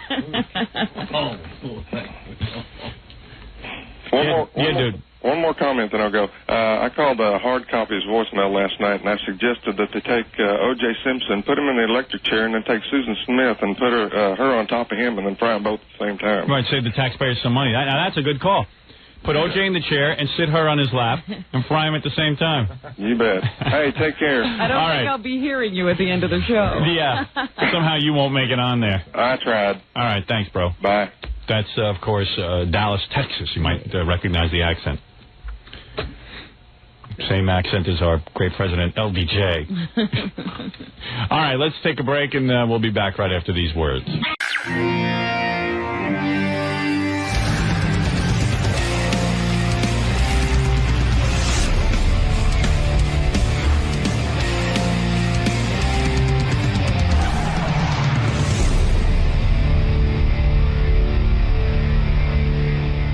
Where is Lisa? Is she around here? I don't know. I mean, she's on her way. Just good. Okay, yeah, go ahead. I was going to say, I'm a long-time fan of the show before I started working. And I just know as a fan, I would have paid anything to get close to the show in any way. Right. You know, and I always thought it was awesome that you didn't rip off the fans that way. Right. I would have paid hundreds of dollars to eat with, Gary or something, you know? Right. And it's just like, because I know as a fan, you just want to get close. And I really think Lisa's taking advantage of the people that just want to touch the show, to get close to the show in some way. And I don't think it's right to take advantage. Yeah, Lisa, I'm trying to figure out why I'm turned off to your sweet and greed. I'm really struggling to give you exact words why, but it just doesn't seem like there's enough value there. It seems like you're taking advantage of my show and charging people $100 to meet you because you're on the show. My talent is baking. But you're not giving a baking class. No, but I'm baking mostly everything that's there, and they'll get a chance to meet me. The guys do. But when every time you say they get a chance to meet me, I don't know why that bothers you. I don't do stand-up comedy. What am I supposed to do? I can't go and... They're doing the same thing. Maybe do nothing. I have been doing nothing. Maybe not charge people $100 to meet you. Like, maybe let them meet you for free. Then why don't the comedy shows? How come they're not for free? Because they're doing stand-up comedy. They're doing a show. Scott Salem's a show? No, you know it's not Scott. JD's a show? No, it's the Shuli and the two other comics. Okay, so Those why guys is are Scott there. and JD making money? Or Ronnie? Well, maybe Because you should have it's a joined show. that group. Hold on. Yeah, maybe you should go on the road with them. Why? Yeah, that would be fun. Because what I'm saying is because wait a minute. Why are you knocking our show? That's what I don't understand. No, but can I just say something? I'm not knocking your show. I never said I was a comedian. Let's get that straight. No. What I'm saying is, hold it. Before you hijack this conversation. See, but because his whole show is a show. And it's kind of a joke. But when they come to see you, there's not even a show. Like, he does get up on stage and, like, entertain the people. I mean, it's shitty entertainment. I get girls up to take their clothes off. Well, he does. I mean, he does you something. Just said it's a shitty show, but it's at least an attempt to entertain. This is my attempt. Yeah, but your attempt is to do nothing. Hey, I was thinking, while you guys are here, I was thinking about this whole Lisa G thing and the sweet and greet party. Yeah. Because I was trying to wrap my head around it yesterday, and I couldn't quite figure out where I stood on it in my head, But one thing did occur to me, and I really do feel this way, that if Lisa's going to use the show to get, the only reason people are going to see Lisa's Sweet and Greet is because she works on our channels. I'd surely be the first one to attest to it with the Ronnie Block Party. Absolutely. But the distinction I do make, and it was brought up on the show yesterday, Shuli and the guys always have Howard TV there or the news department, and they provide something back. They provide a television element or something or a radio element. And it did rub me the wrong way when Lisa yesterday said, I mean, in a real way, like Lisa said, hey, I'm not doing this for TV. You can't pick and choose. I agree. If you want to come on the air and you want to promote your sweet and greet or whatever you're up to, don't tell me the quid pro quo isn't there where you're going to provide some kind of entertainment for us. Right. And this idea that I don't know if the fans want to be on TV. What fans don't want to be on TV? They all have Howard TV. Yeah. They're all dying to be on there. Yeah, and if they don't want to be, then don't use my fans. So here's my ruling on this. I guess I'm okay if Lisa wants to charge $100 for people to see her, or Shuli wants to charge you. But don't sit there and tell me you're not going to be on Howard TV. Then if you're going to be now a performer and you're going to use my audience to show up and stuff, then you got to play ball. That's it. I really do feel that way. That ain't right. There are times I told Doug, give me a camera, one of the small ones. I'll film stuff while we're on the road. After shows, I'm going around interviewing the guys and fans, with my recorder. And if Lisa doesn't want to do that, that's fine. But don't bring it up on the air that you're doing Sweet and Greet. And don't use the airwaves for that. Because these are my airwaves. If it's a private, personal thing, don't use this show to promote it. Right. I really do feel that way. And not just for Lisa, but for everybody. And one thing I will say about Benji. Benji lets me come and videotape him and his girlfriend singing. And they're some of the funniest shows on Howard TV. And I hate being on TV. What? I hate being on TV. Yeah, and once you started that, I even said, we got to, no, like you didn't want anyone taping in your apartment, but you said, okay, I'm going to do it. Yeah. And that's fair. I can't understand why she wouldn't want it. It would make it... Well, because she's not understanding that, actually, that's the only thing that's... If you're going to be in this business and you're going to be on the Howard Stern show, if the TV is there, it actually becomes something people like. They even pointed out yesterday that they were on the balls of their butt with the Ronnie Block party until you saw the footage and it went on Howard TV. Yeah, what you do is you pray that it gets on Howard TV. You're 100% right. And then your business grows. So anyway, that's my ruling on all of this. If you've got restrictions and I've got restrictions, don't bring it up on the air. Don't mention it on Howard Stern Radio, Howard Stern TV, because to me it's all Howard Stern everything. It's a business. Howard, if you care, Lieberman gave me sort of an update. What's up? Tell me the update.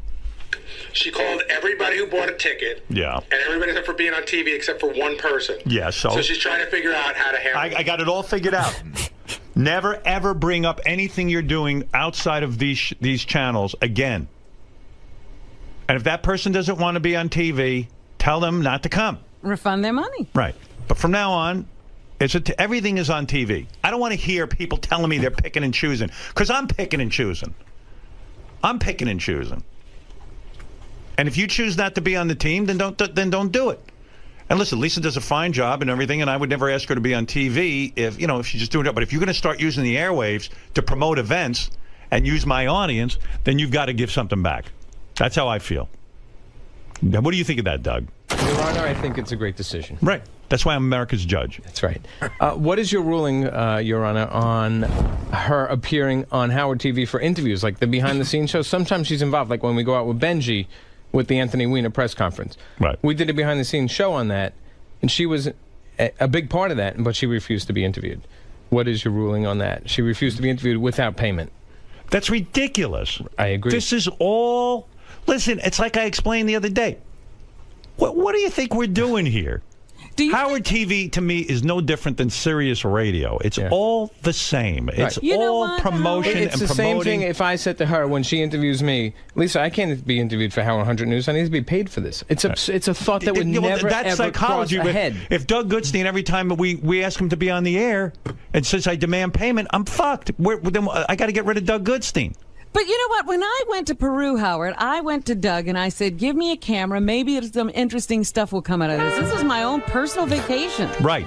But I just decided, hey, let everybody in on this. Thank God you did. And it was fabulous. Yeah. And my point is, if you're going to... Listen, you can't pick and choose how you're going to use the Howard Stern show. This ain't a Chinese food menu. We're all in this. And it's one thing if Lisa wants to work in the news department, not promote anything and this and that, the other. That's one thing. But don't tell me you're not going to allow a camera, and then I'm not going to allow you to use my airwaves. All of this stuff is good to us. We should be good to it. And it just doesn't go for Lisa. I mean, for everybody. It's the way it is. She also buried herself for if there is something after this. She said she works for SiriusXM, so when everyone moves on, she must stay here. Yeah, but what happens... She's not a part of the team. Right, right, exactly. And what happens if you start saying, well, I work for Howard TV, I'm not talking to Howard 100 News? Well, it would never happen. No, I know, because you're not that kind of guy. Okay. No one is around here except It's all fun. Yeah. No one's ever... I've been here 18 years. No one's ever... We've never had someone split hairs like this, ever. Like it's just, it's just not in anyone's. Yeah, well, I was head. thinking about it, and that's what I think was bothering me about it. There's a lot of. I mean, this place is a lot of turmoil. Really? Oh yeah. Oh yeah. I mean, everyone. The wrap-up show was like it was 15 guys in there just ready to unload on her. Well, yesterday. listen. And no one wants to be mean and make her cry, but it seems. I think the thing that's frustrating the most is that she doesn't seem to get it, and it's just like tunnel vision. It's like she sees it her way, and we're all idiots. Well. I see it my way. Well, you're right. It's your show. It's you're the boss. I wonder how she feels about this ruling. But I mean, if anybody else, well, it's a clear ruling, Robin. I'm saying, look, anybody who wants to use these airwaves, the Howard Stern Show airwaves, you can't pick and choose how you want to use them. Yeah. If you want to start a side business off of me, because this is my audience, this is the way I look at it. You want to start a side business off of me? You want to sell something? All right, I'm open to it. But don't tell me that I can't bring a camera there. fine. You don't want to bring a camera, then don't use the airwaves to promote it. That's how I feel. I mean, two-way street. Yeah, you can't choose how you're going to use me. I'm telling you the rules. These are the rules. The judge has spoken. Tell your mother, Shuli, and ask her a review. Ask her to review it. It's a package deal. You can't. It's a package. Now you said something meaningful. Thank you. Package deal. That's a good term. I like that. Good for you, Shuli. And if Lisa wants clarification, or anybody else around here wants clarification, come see me. Right now. Right now is the chance to talk about it. Right, Doug? Absolutely. I mean, there's times when people don't want things on camera. Of course, we respect that always. Right. But to just shut it down is just unacceptable. Yes. The thing I don't get is putting it on Howard TV is only going to help. I mean, you may be in embarrassing situations, but ultimately, it's only going to help your product. By the way, Howard TV did a behind-the-scenes of me at AGT, which you sent me to watch last night, the preview. I thought you guys did a great job. Yeah, it was a lot of footage. The guys did a good job, for sure. Good job on that. And then you sent me something else that was kind of fun, too. Medicated Pete? Medicated Pete on Rachel Fine. Holy shit. Is that for real? Dude, either he's the best actor in the world, or... What's happening? Rachel Fine on Fine Time. For those of you who have Howard TV, you got a real winner to look for. That is also, we use it as like a promotional show. It's on HowardTV.com. I was riveted. I had dinner and plans. on HowardStern.com. Yeah, you can see it. Oh, you can see it. You can see it for free. Yep. Oh, good. On HowardStern.com. And HowardTV.com. Yep, it's up there right now. You got to watch this. It's a free show for anybody who wants to see it. Fine Time. Rachel Fine. You know, Richie Wilson's fiance. Yes. She's on there with Medicated Pete. And Medicated Pete doesn't know how to eat. So while she's interviewing him, she offers him a cupcake. Yeah. Like one of those big cupcakes that we have outside from, what's that place? Crumbs, yeah. Like a big giant cupcake. And he's like, oh, you know. He starts eating. And somebody wrote a comment underneath that he says, Medicated Pete